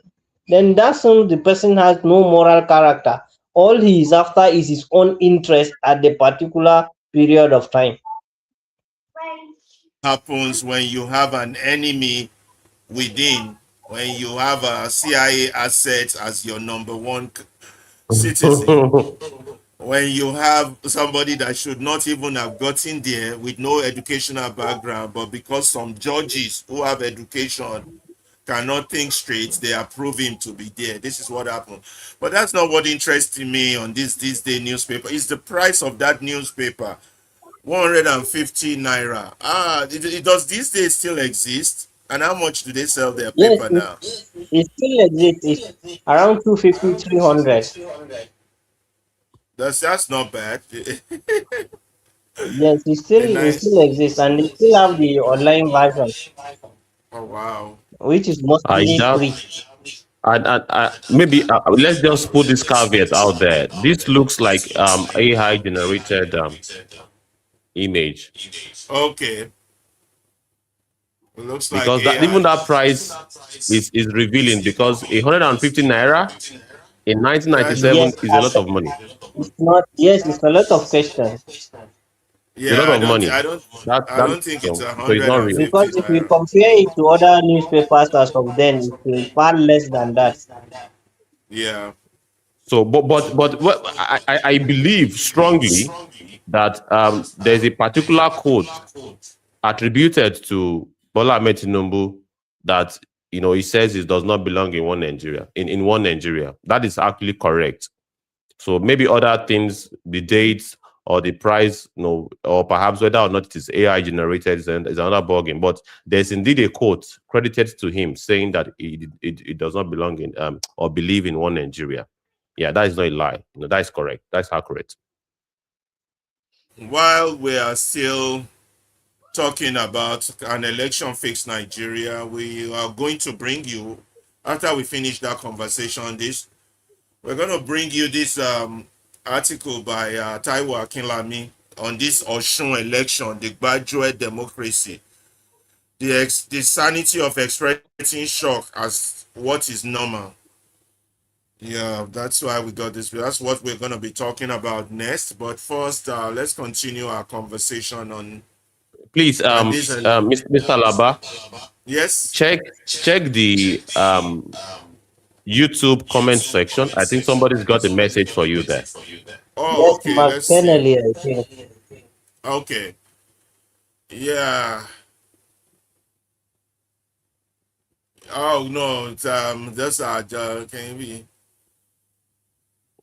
So Yeah, maybe yeah. Those are people I know. Don't worry about it. Well, those are my I know. people. My children. Yeah. I think my children. Yeah. Let me answer yes to that. So that's interesting. Beautiful. Okay. Yeah. That's not a political comment. That's somebody just sending me a kudos from somewhere. Okay, let's move on to some other issues we have. We're going to be talking about that, the graduate democracy. We will talk about that. Let's look at what Kuti is saying. Femi Kuti has to say briefly. The Afrobeat musician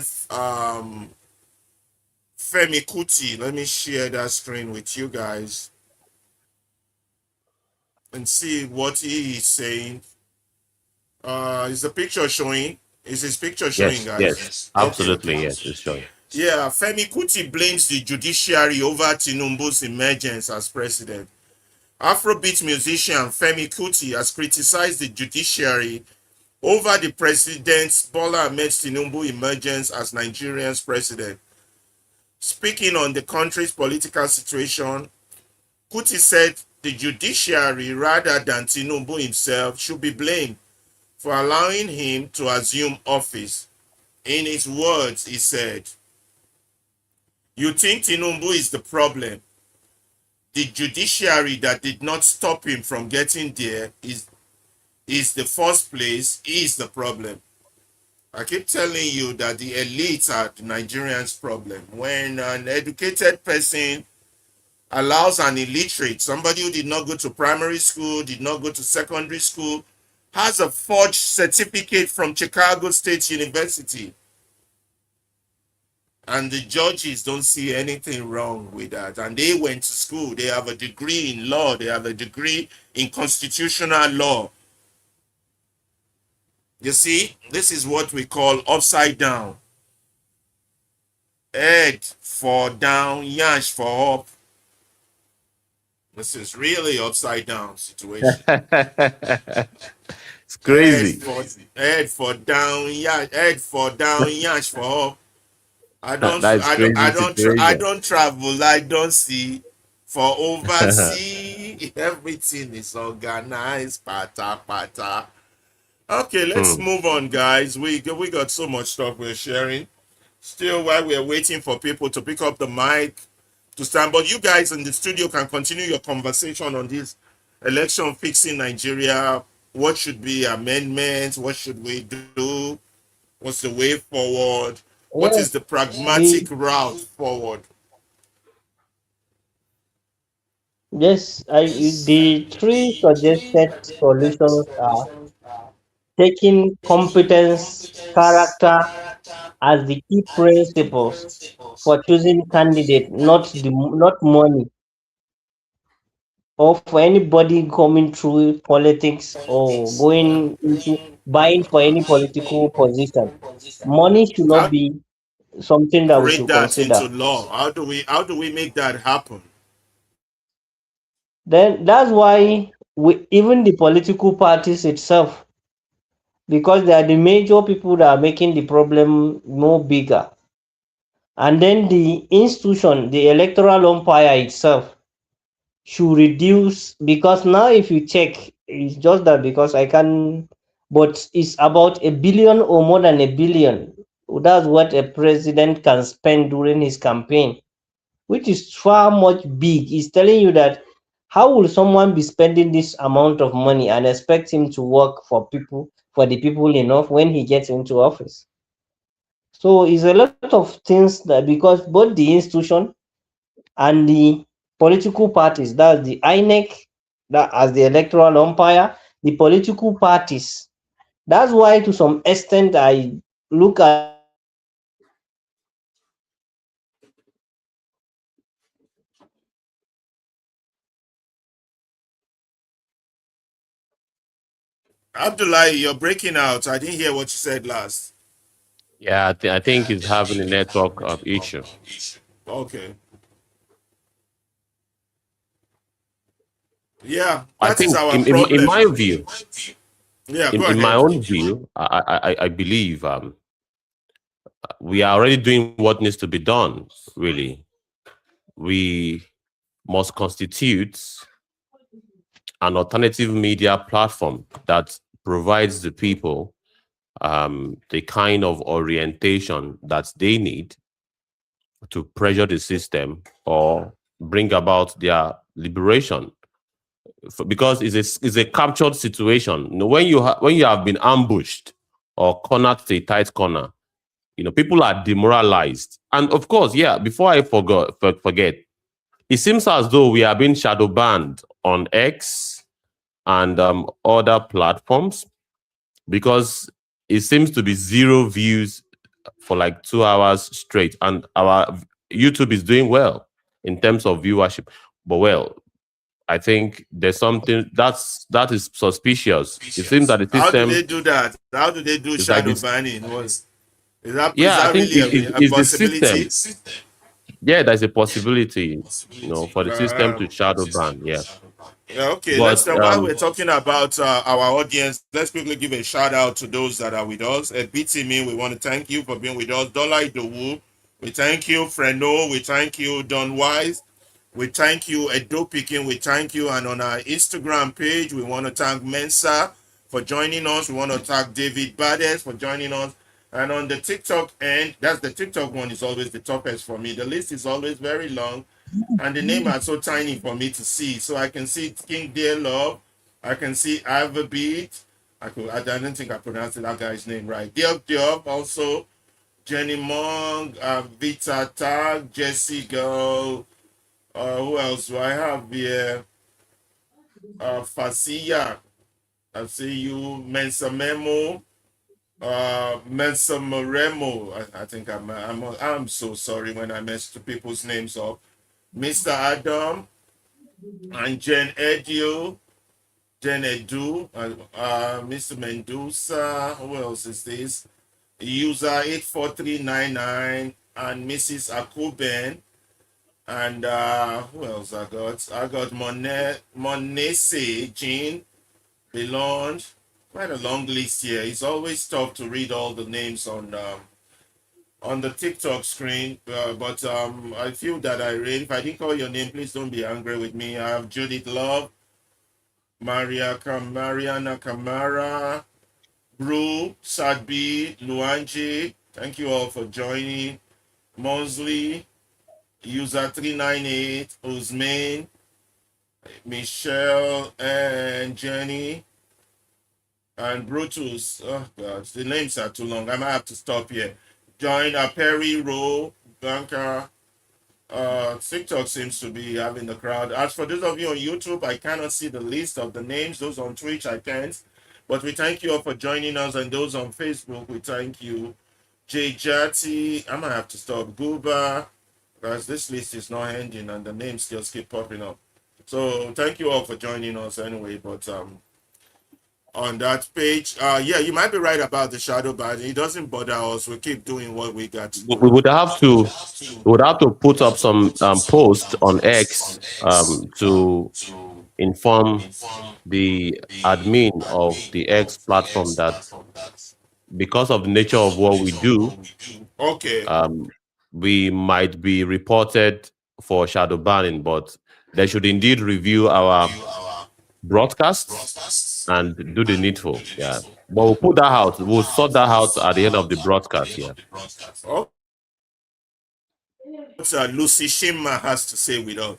When morality becomes selective, our moral values and moral compasses become remarkably different when we stand to benefit from an infraction. We condemn Yeah. wrongdoing when it's committed by other side, but suddenly find explanation, excuses, and justification when it benefits our own side. Our own Can you side. share Let the me screen? share. You aren't sharing the screen yet. Okay, yeah, let me share the screen. Hold on. Share the screen for that. Okay. So, where's the lady that's making that statement? This is the lady, Chima, Lucy Chima, said we condemn wrongdoing when it's committed by the other side, but suddenly find explanation, excuses, and justification when it benefits our own side. That is more than hypocrisy. It is the erosion of the very values that make democracy possible. Democracy is not sustained by elections alone. It requires integrity, accountability, respect for the rule of law, and the courage to call wrong wrong, even when we stand to benefit from it. When our principles become conditional on what political interest is being served, we are no longer defending democracy, we are helping to hollow it out.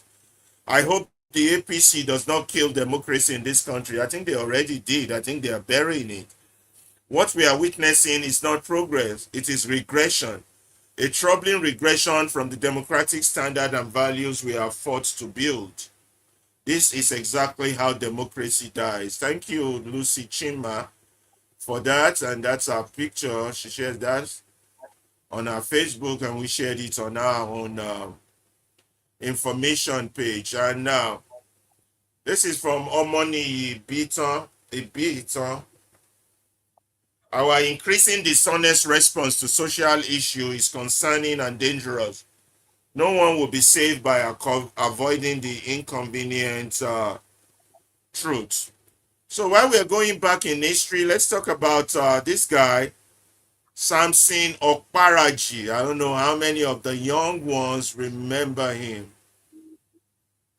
Samson Okparaji, if you're a football lover, I remember him back then at the National Stadium when he fell during the match. Samson Okparaji. I don't even know if that country honors this man.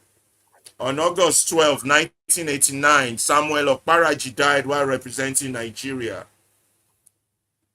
On August 12, 1989, thousands of Nigerians gathered at the National Stadium in Surulere, Lagos to watch the match Nigeria play Angola in 1990 FIFA World Cup qualifying match. Nigeria was leading 1-0. Then in the 77th minute, Samuel Sochukuma Okparaji suddenly collapsed on the pitch. There had been no collision with another player. At first, many people believed he had suffered a serious injury. He was carried off the pitch and taken away in an ambulance. Nobody inside the stadium wanted to believe what would come next. Samuel Okparaji was dead. He was only 25 years old. But the tragedy was even more painful because the man Nigeria had lost. Born on 19 May 1964 in Olu in Imo State, Okparaji was not an ordinary footballer.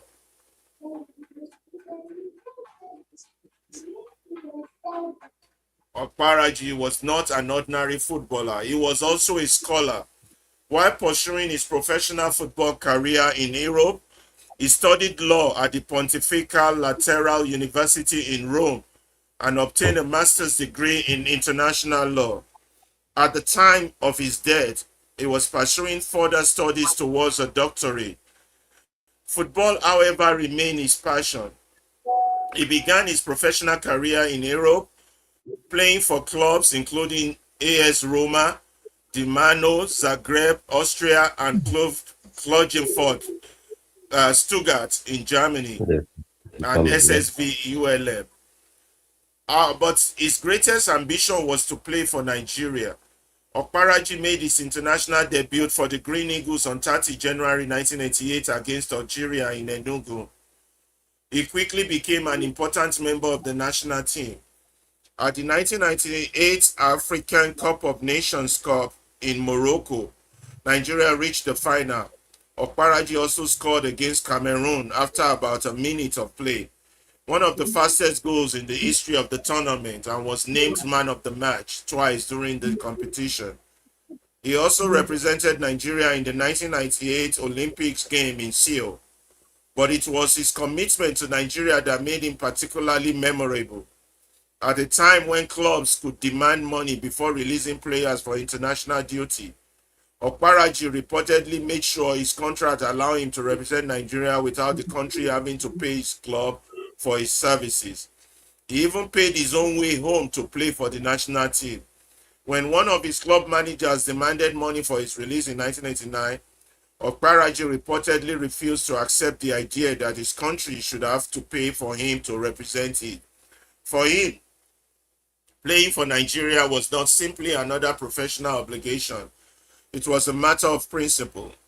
And on 12 August 1989, he was doing exactly that, representing Nigeria. The match against Angola would be his final game. After he collapsed in the 77th minute, journalists and officials rushed to find out what had happened. The news was eventually confirmed at the hospital. Okparaji had died. An autopsy reported that he died from congestive heart failure and an enlarged heart and high blood pressure. The news devastated Nigeria. He had been preparing for the future and dreaming of representing Nigeria at the 1990 World Cup in Italy. He never got there. Instead, his name became permanently connected with the National Stadium where his life ended. He was buried on 2nd September 1989 at his native Umuadioka after a funeral mass conducted by Catholic Bishop of Olu.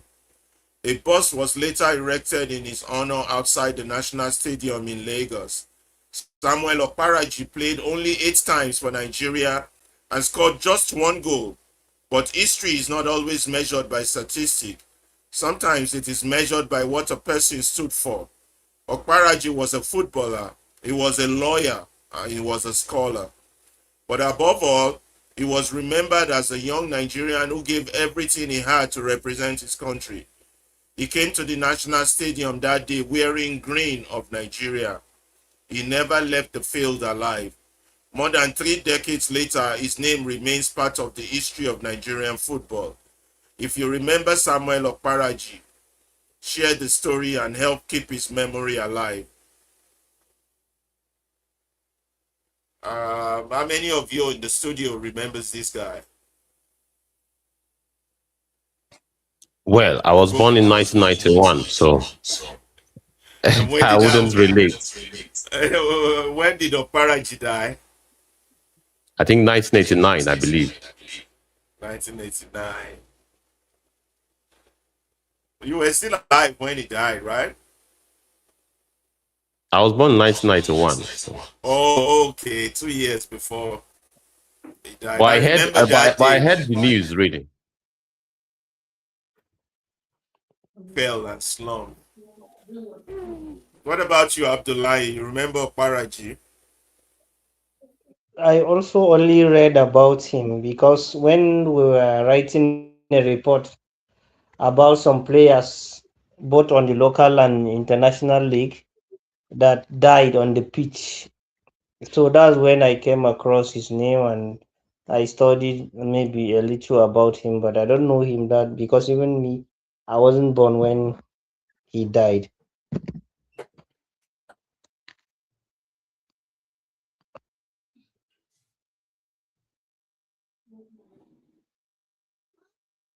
Him out. We saw the ambulance on TV, pick him up, took him to the hospital. It was a very tragic day. It's good to remember him. He was a hero.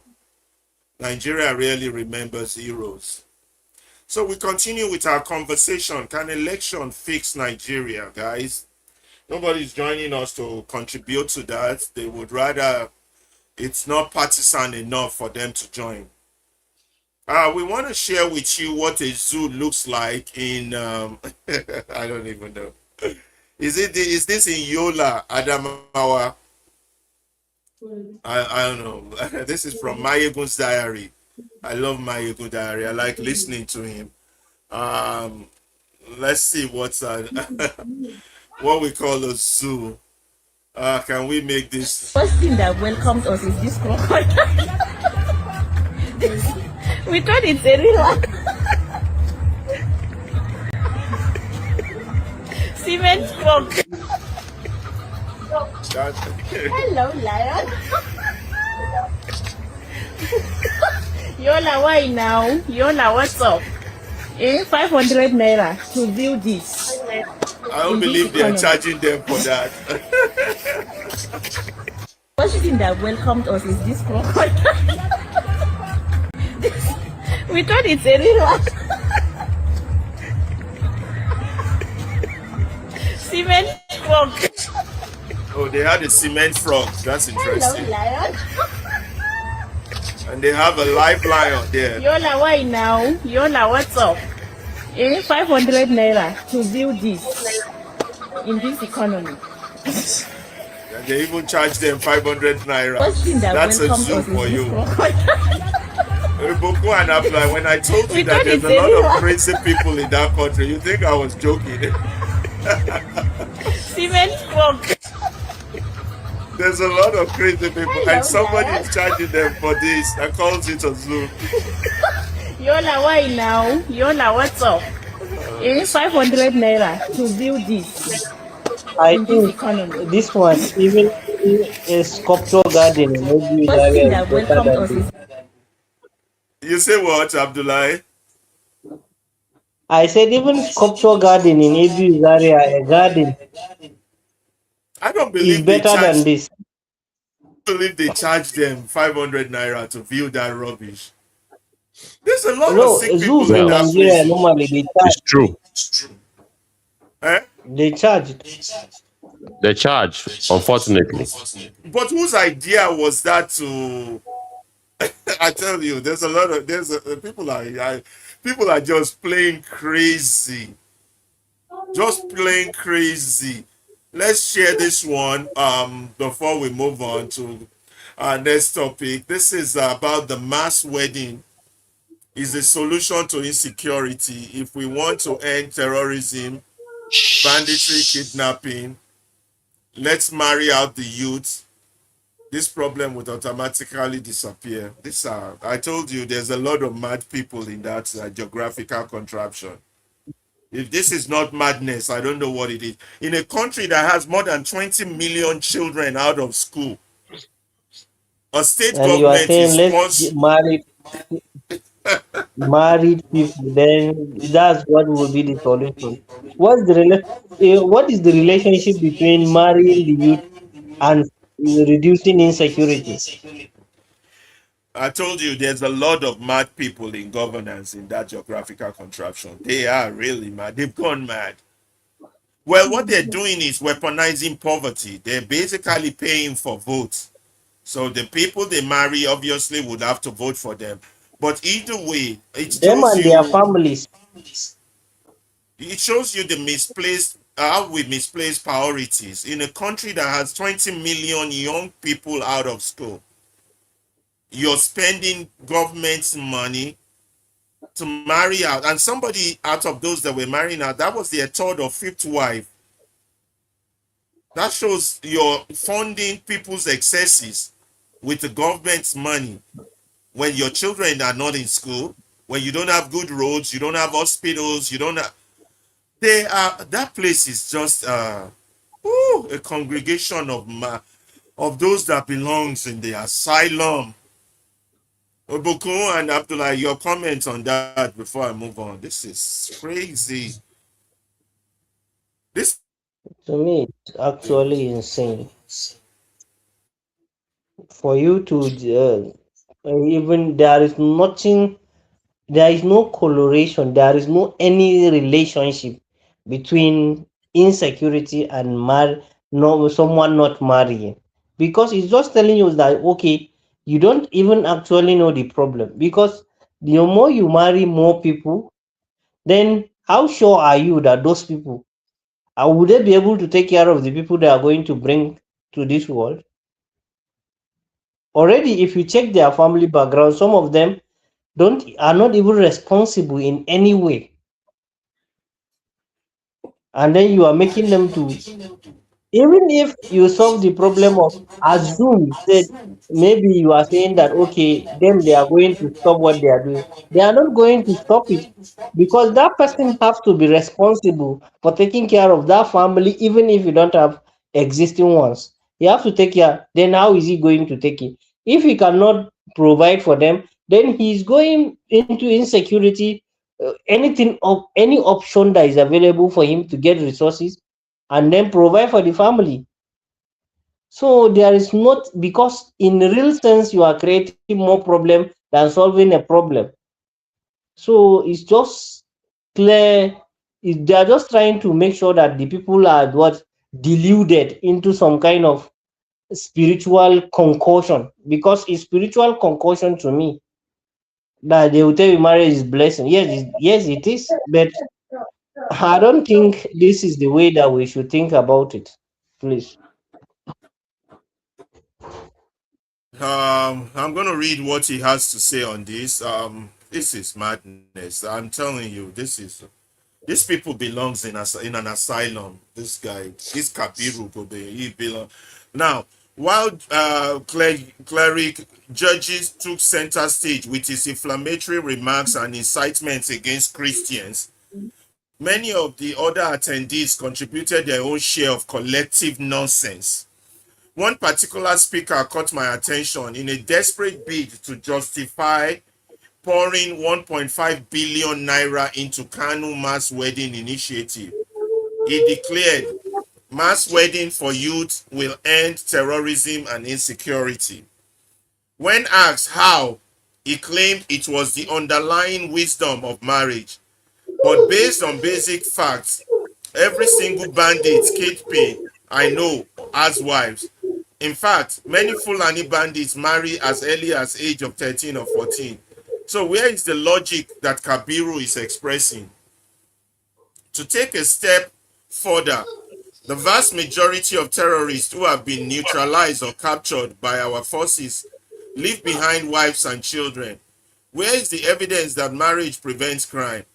Ladies and gentlemen, this is nothing more than a profitable fairy tale these figures pitch to politicians to keep cashing out on public fund. When a man already has 2 wives and 30 children roaming the streets hungry and homeless because he cannot provide for them, how is funding a 3rd marriage the best use of state resources? A radical whose mind has been conditioned towards hatred and violent extremism will not be stopped by a wedding certificate. He will simply sleep with his wife at night and rack his AK-47 by day. Wedding are not the answer. What this individual needs is immediate de-radicalization through proper education, critical thinking, and ideological rehabilitation, not subsidized marriages. Subsidizing domestic life for an unradicalized mind does not create peace. It simply expands the household of an extremism. True security begins by transforming how a person thinks, not by funding their appetite. This is nothing but collective nonsense indeed. I don't know how they do these kind of things and get away with it. I just where don't it understand. Yeah.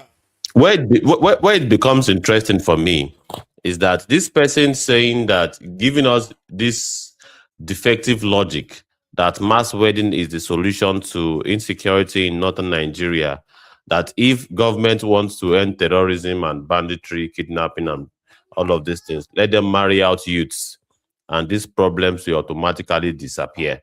On what premise? What is the logical, bedrock of this kind of comments? And this individual influences millions of people.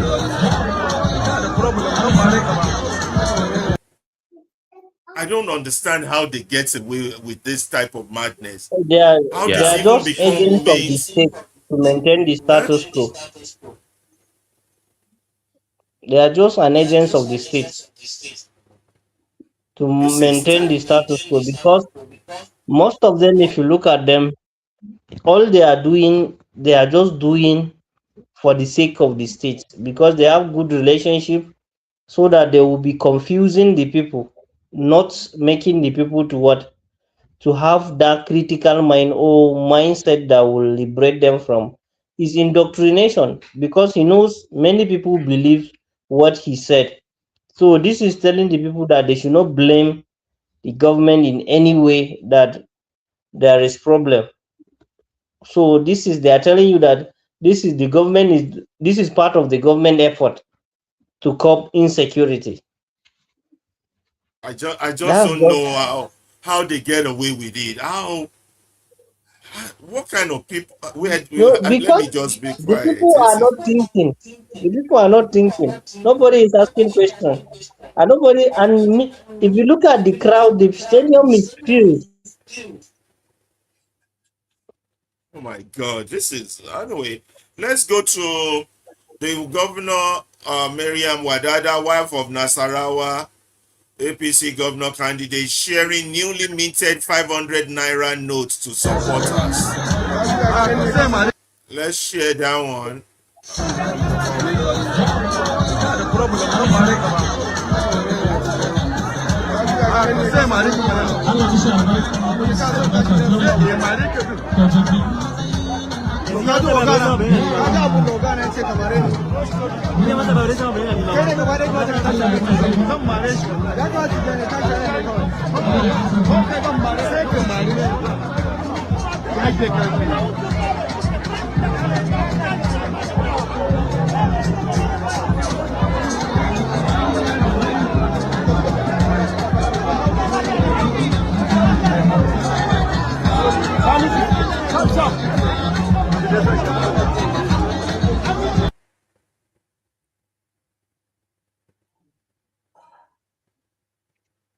Well, that's That's enough of that madness. Shouldn't that be a crime? Is that not a crime even under their flawed laws? Is that not a crime? Yeah, it's not a crime because That is that not a is crime. technical. Yeah, as far as they are concerned, they can target charity and giving out money to the needy. That is what they will categorize stuff like this, or they can even call it At election events. empowerment. Yeah. Ah, wow. I don't know what to say. Oh, I beg, make we go to Yes, Taiwo they will Akila. say it's not. She's not sharing money based on politics. She will say maybe it's through her foundation because I can remember very sure that she has something that she called the foundation where she support people and they mostly use it. That's why you see wife of senators, governors having all their friends or even their daughters or sisters or their brothers having a charity foundation, and they use that as as a political as a political trap to capture people because it's a trap to me. It's a political trap that they use. They use their foundation, orphanage foundation, or anything. They say they give it any kind of beautiful names just because at the end of the day now she's distributing this to make sure she captured the minds of the people, telling them that her husband, that's the Senator Wadada, the APC governorship aspirant in the state, telling them they are doing philanthropic work. Now she's showing videos online so that other people that didn't even get it, they will see that yes, the man is trying because they are helping people with minted 500 naira. So that's just like kind of strategic campaigning because that's what they call on. They will tell you that yes, the campaign window is not limited, is not open, but you can do strategic campaigning through NGOs and through some foundations, and you can do some philanthropic work. Through that, you do your campaign. You just use someone as a figurehead. Maybe they can use him. He will be there. They might organize an event. Then the person might appear or someone related to him, so that in one way or the other, the thing is connected to that individual. So that's what they are just doing. They will tell you under the law is this person is just distributing, helping the needy. So they will not say anything about it. So the country itself is a problem. So that weaponization of ignorance, weaponization of poverty is real. And until and unless we are able to make sure that that is mitigated to the barest minimum, that's when we'll be start getting things right. Because the people have been made to the very large extent incapacitated. You are either thinking of what to eat or where to hide or where to stay. So that's why you have no any other option but to surrender to the state. The state have rendered everybody, almost majority of Nigerians, captives. That's why for them to be free, their mind have to be liberated. And that's what movement radio is doing. But quite unfortunate, many people when you invite them here, they will come after some time, they will say you will keep saying things that are almost impossible. Can you fight the government? That's the question. Can you fight the government? So it's something that we need to find a way of resolving. Of poverty and security. So let's move on to our next article because we're running out of time. I think we've been on here for almost 2 hours. Have we spent that much time? Wow, is that right? Okay, I'm Yes. gonna read Yes. Taiwo Akinlami's article on this Osun State election that's coming up tomorrow on the 15th, 2 days from now, and then all the drama that have been going on about it, and then you and Abdullahi and Ibukun will do the pidgin version. Let's quickly do this because we're running out of time. By Taiwo Akinlami, Osun, the Graduate Democracy. That's the title of the article. The Gbajue literally means the fraudulent democracy. Gbajue in Yoruba means fraudulent. So the insanity of expressing shock at what is You are not normal. sharing the screen, Mr. Laba. I'm not. Oh, okay. Sorry about that. Sorry, I didn't know. I thought I was sharing the screen. Yeah, sorry. Okay, now it's showing Okay, now. now it's showing. Yeah. Okay. The Gbajue democracy. Gbajue means fraudulent in Yoruba, and it's regarding this whole drama that is going on in Osun State. The Gbajue democracy, the insanity of expressing shock at what is normal, vital orbital.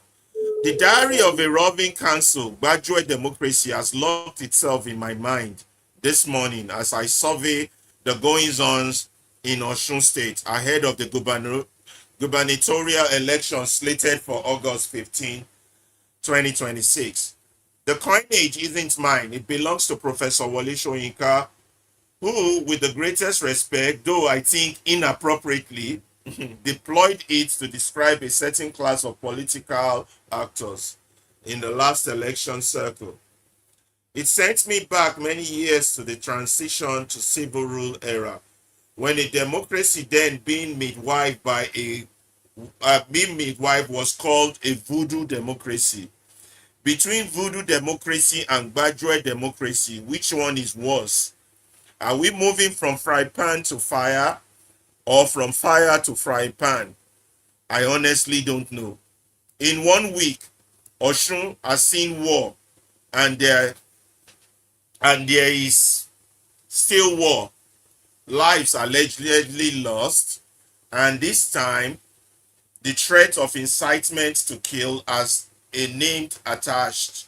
Senator Francis Fadaunsi, representing Osun East, was filmed telling APC supporters in Elisha to kill Accord party members on site.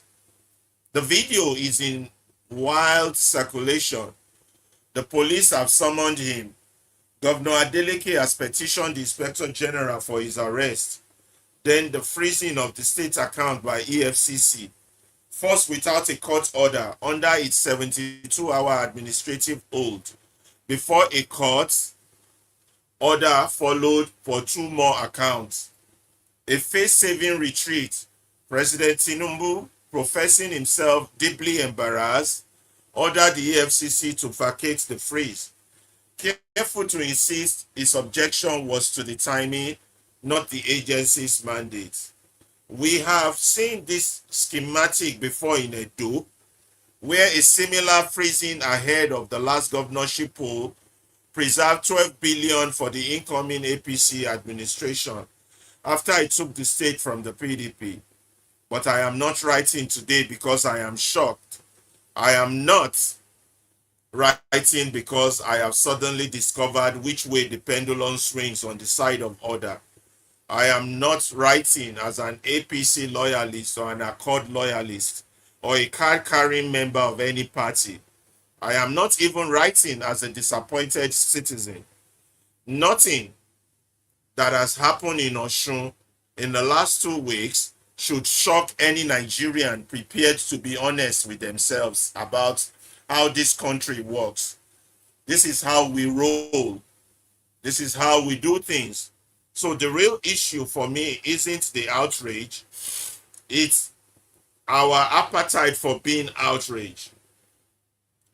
To feign surprise when the system does exactly what the system does is in itself naive, and a naivety can no longer afford. So, let me repeat that. So the real issue for me isn't the outrage. It is our appetite for being outraged. To feign surprise when the system does exactly what the system does is in itself naive, and a naivety we can no longer afford. I do not write today to condemn what is going on. I write to interrogate our reactions to it. Because what we are watching in Osun is not an aberration. It is the character of the Nigerian state and its political class, particularly this present crop, who hold federal power the way hostage takers hold a building. It is a preview, a window into 2027. If we genuinely love this country and want it transformed, we have to stop dressing the system up to shock us and start naming it for what it has already it has always been a rigged system, an unjust system, an unfair system, one we have known about for years and only ever seem to rediscover in the run up to an election. The honest question isn't how could they do this? It is given what we do know about the system. Where do we go from here? Both parties in Osun will outdo themselves before Saturday. Both will play the game as it has always been played. One will win, one will lose. But the real losers, as always, will be the people, the ones who trooped out behind Accord, the ones who stood behind APC, believing that either flags marks the promised land in our current democracy. It doesn't. Believing otherwise is how we keep deceiving ourselves. What is going on in Osun is condemnable. It is not right, but it is expected. And the people who will bear its cost, the same people cheering on either side, have their faith resting not on which party wins, but on whether they can finally organize instead of agonize. Ask the critical question, hold power accountable, and insist one day that power actually goes to the people. Does it though? What do I know? I'm just a bloody roving council who most of the time doesn't even know how to mind his own business. I have simply come to accept that minding other people's business is my business too. Vital Hospital of Osun, hashtag Osun Graduate Democracy. Mr. Taiwo Akinlami is a follower of Christ, is a husband, a father, an egalitarian, and a goodwill investor, an attorney, and an author. Tribal cultural edge, family strengthening, and child safeguarding innovator and practitioner. He is a value-based parenting ideologue and a change agent, and is also a rebel with a cause. So let us look at the mind map of this article and see where we stand on it. Okay, let me move it to the side. So can you guys do the breakdown pretty fast, because it looks like we are definitely running out of time, right? Don't we have another one after this? No, I think this will be the last one. Okay. So yes, let's quickly run down the mind map. Hold on.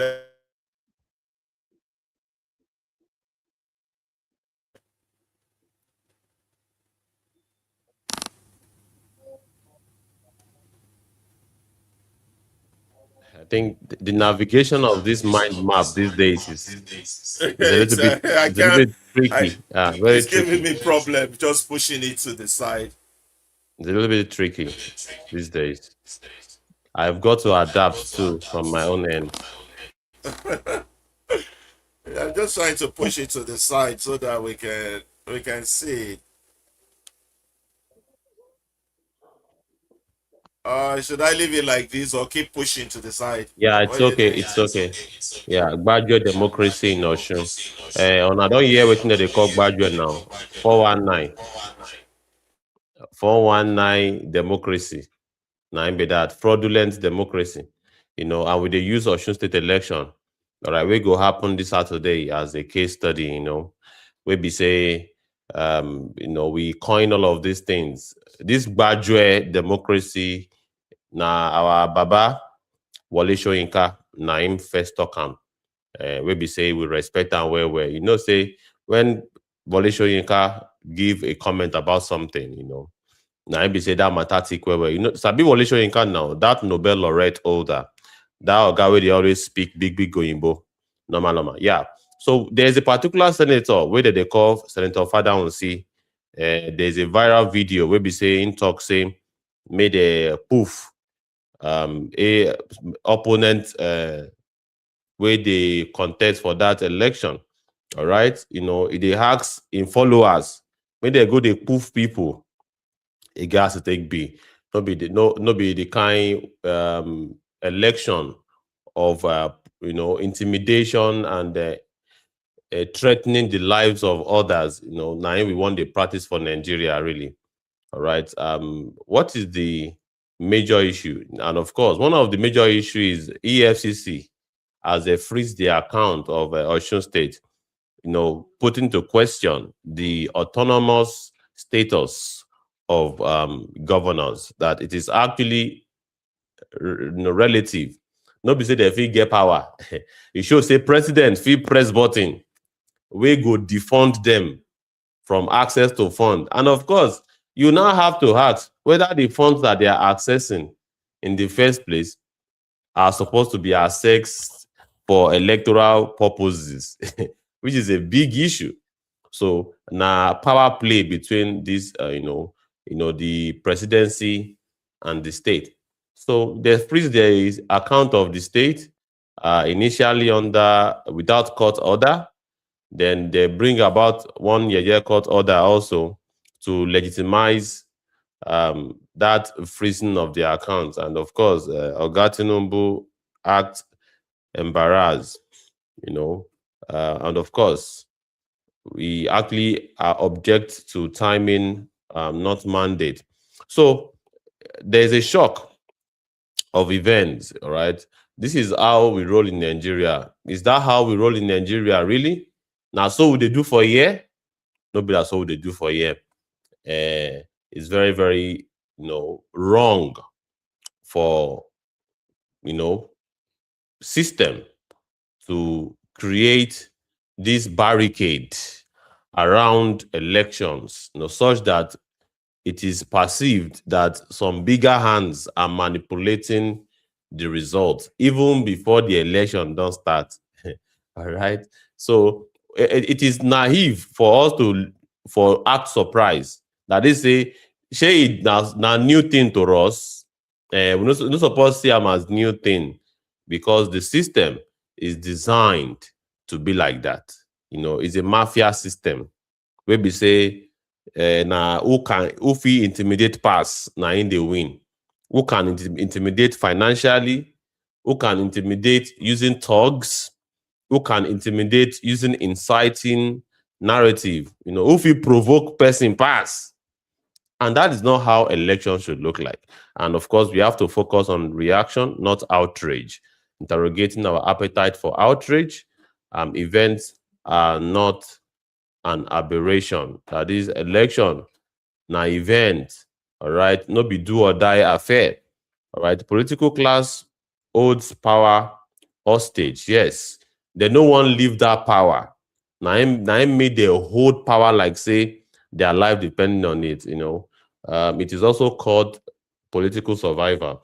When people wait they up, no one agree, for other new ideas, other new breeds of politicians to rise to the top. And when you have a bigger player that is trying to intimidate the lower entity, that is what is going on. APC, they want to intimidate the Accord party, which happens to be the incumbent party. So the governor is very, very much threatened, by that. So rediscovering the system, only during election run-ups, honest question, where do we go from here? Yes, the question we're supposed to ask ourselves is, say, where do we go from here? Having, taken into cognizance, say we did for this kind of situation, we be say, now like courtism, election don't be like a tug of war. And of course, it's not about people deciding freely, fairly, peacefully who go emerge as their next leader.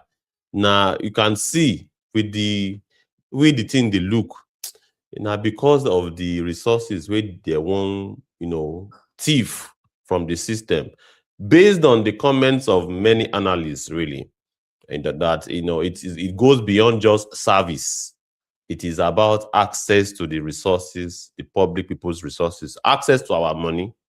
Now, parties play the same game. Yes, one will win, one will lose. Yes, now, the real losers are the people believing party flags mark promised land, deceiving ourselves. Yes, it be like, say, this fight will happen between Adeleke and the APC party. Be like now the people go lose, so no be say we are going to win. They are not fighting to serve us. Them they fight because of access to the people's resources. And call to action for the people is to organize instead of agonize. Waiting be organize. All right. Okay. Why do we have to agonize when we can organize towards bringing about credible leaders in election? We have to ask critical questions. Ask questions wey matter. All right. Wetin be this person plan? Wetin be im manifesto? Wetin be im trajectory? All right. And of course, how does he intend to implement these programs, these plans, these promises? What timeline? How long do we have to wait before we can start asking him the question of his electoral promises? Holding power accountable is very fundamental, and insist, say, may power go to the right people. All right. Not, people will be saying they are indeed just puppets.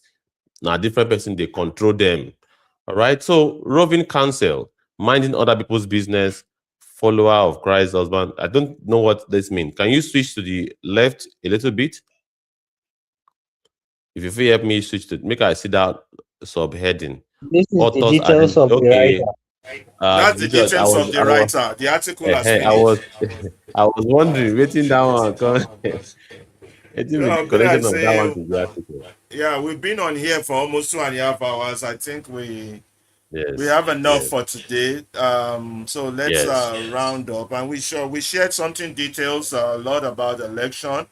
Too bad we do not have Yes. contributors who wants to discuss because we are not carrying party flag. We don't people don't want to join.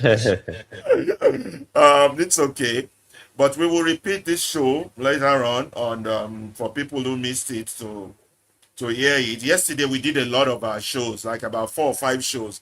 I started in the Yes. morning. I didn't stop till evening. I think I run about 4 or 5 shows yesterday. Just Yes. keep That Yes, was I moving. saw cool. it because I was checking it. I saw it always. I say, wow, that's a great one.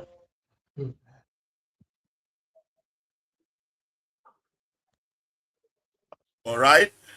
The rerun, I mean, the streaming. So, anyway, we're about to round up. Let's thank the people that have joined us. Quite a few people, not as much as we are. I say Mensa, David Bades, Oluwa Jumi. The links on TikTok is too long. I'm not going to attempt or try to call out those names. I can't. I can't see names for Facebook. I can't see names on YouTube.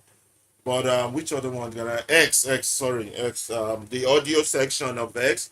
I have Ebitimi and Freno, dedicated followers. They're always here with us 24/7. Anytime they want to join us in the studio, they're free to. What else do I wanted to say? That thank you all for joining us. We will repeat this show later on, and more people can then listen to it and watch it on Twitch. Also, I can't see the names, but thank you all. I'm Alaba Ferreira from Chicago, and then we continue to bring you interesting uh, articles that reflect our pragmatic reality. This is the Movement Radio. Our core belief is that Nigerian struggle is not a pro-democracy one. Our primary focus is that it is a liberation struggle, and it requires the conscious. A lot of our people are not conscious, so we're trying to make them conscious. And Nigeria, as currently as it is now, has been captured by a most rapacious class of evil men. The likes of Adolf Hitler are running that country now, terribly evil people. We also believe on the Movement Radio that the Nigerian problem is summarized as one, our collective silence, two, the enemies within. We will be bringing you more shows regarding who are those enemies within. So stay tuned. You might just see your name pop up when we start naming enemies within in future. Stay tuned for more of such shows. And three, the big man, the ruiners, those we call the ruiners. We believe Nigeria is operating a system that is similar to apartheid, but it is worse than apartheid. It's a system of big manism. It's a system that dehumanizes other fellow human beings. It's a system that puts one man above the other. a superiority complex, a white supremacy complex. So it is this system that we are trying to bring down, trying to destroy with our words, our actions, and what we do here on the Movement Radio. That's why we call ourselves the movement. We are moving, movement of God's people. We are moving towards liberation. That's our objective. So our movement is towards freedom. We are changing narrative. We are empowering minds. The Movement Radio is a medium for liberation of the African mind. That's what we stand for. It is open to the public. It's open to everybody to join us in discussion, for you to agree with us, for you to disagree with us, for you to question us. In future, we would also be bringing you access whereby you can call in directly into our show.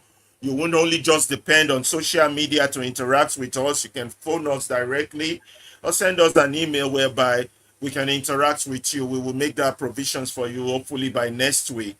But our next show is coming up on Saturday at the same time, between 5 p.m. Nigerian time and 5 p.m. and that will be 11 p.m. US time, Chicago time. So we are on a show every Tuesday, a new show every Tuesday, every Thursday, every Saturday, and every Sunday. So that's our schedule. From the beginning of our history as a country, we continue to struggle with the true nature of our mission and purpose. We hope that our actions here at the Movement Radio will help us discover our mission and our purpose, and we will act on that purpose. So that is all I've got to now. I'm going to hand over the microphone to, we have two correspondents from Nigeria. We have one from Abuja, the capital city, and we have one from Lagos. So I'm going to hand over the microphone so they can add their finishing touches. Today's topic have been quite enlightening. Can election fix Nigeria? And obviously here at the Movement Radio, partisan election as currently set up, we don't believe can save Nigeria. We can see from the example of what's going on in Osun State, what has happened in Ekiti, what has happened in Edo, and what has happened is it Anambra State or Abia. So Nigeria is in trouble. We all have to speak out. We all have to play our role. We all have to participate. Click, like, share, do whatever you can. Let the message spread. Let the people know this is going on. We have to change the minds of our people. The greatest weapon the oppressor has against the oppressed is the mind of the oppressed. It says, free your mind and the rest will follow. And fella has it better. You have been a slave long before. They have released you now, but you still have not released yourself. And Bob Marley has it better. Emancipate yourself from mental slavery. None but ourselves can free our minds. It seems my a cappella is not that good. Okay, I'm going to hand over the I'm going to hand over the microphone to Abdullahi and Ibuku in Abuja and Lagos. Thank you all very much for joining us. Yeah, thank you so very much indeed for your participation, because coming on to watch out, to view what we've got for you. And of course, as always, that is always very power packed and very rich. And we hope to keep doing this regularly so that there'll be no any excuse or for anyone to say that there is no platform that is indeed bringing out what should constitute the real news. All right. So we try our best to bring to your notice, what should constitute the news media. So we're trying our best. Thank you so very much for coming on today's broadcast. We hope to come online on Saturday by 5 p.m. Nigerian time. Please tune in and let's connect together. Let's exchange. And of course, all of our programs would have replay broadcast or rerun on days where we are not live. So look forward to that. So it's an opportunity for you to catch up with what we have been up to or what happened during the live coverage. Drop your comments, share, like, subscribe, follow, do all you have to do to support contents like this so that we can be encouraged to keep doing more. Thank you so very much. Passing the mic to correspondent in Abuja. Oh, thank you, everybody. Thank you, all our audience across all social media platforms. I remain Abdullah Salisoli here from Abuja. The only thing I have to tell all of us is that we have to keep sharing. Let's subscribe, like, and share. The more we make this message go viral, the more we make the message go far, the closer we move towards our liberation. So our liberation, as we always said, that is our collective effort. And as Movement Radio always said, as our own core principles, we said that Nigeria is what is a need of liberation. So that liberation is impossible if we decide to keep the message all with us alone. But if we spread the liberation will be very possible and very easy. So we are doing our part as movement. You can do your part by sharing the message, telling someone, bringing someone on. Let the person listen. Let the person air out his opinion. We don't say that we have superiority complex of idea, but we believe that true liberation will only happen when the people are informed, enlightened, and educated. So we on the Movement Radio, we educate, we inform, and we enlighten. So, and if you can go back and listen to all our broadcasts from the first to this current broadcast, you see we have been consistent. And consistency is what makes things work. So we have been consistent and we summarize the Nigerian problems as three, as mentioned by Movement Radio Chicago: our collective silence, the enemies within, and the ruiners. So you might be fall one of the categories. It's either you are silent, not from making sure that Nigeria and Nigerians liberate from the hands of the ruiners, or you are an enemy within. So let's work towards the Nigerian liberation. I remain Abdullah Salisu. Let's see you on Saturday, same time, 5 p.m. Nigerian time and 11 a.m. Chicago. So let's do it again. Saturday, we do it. Thank you.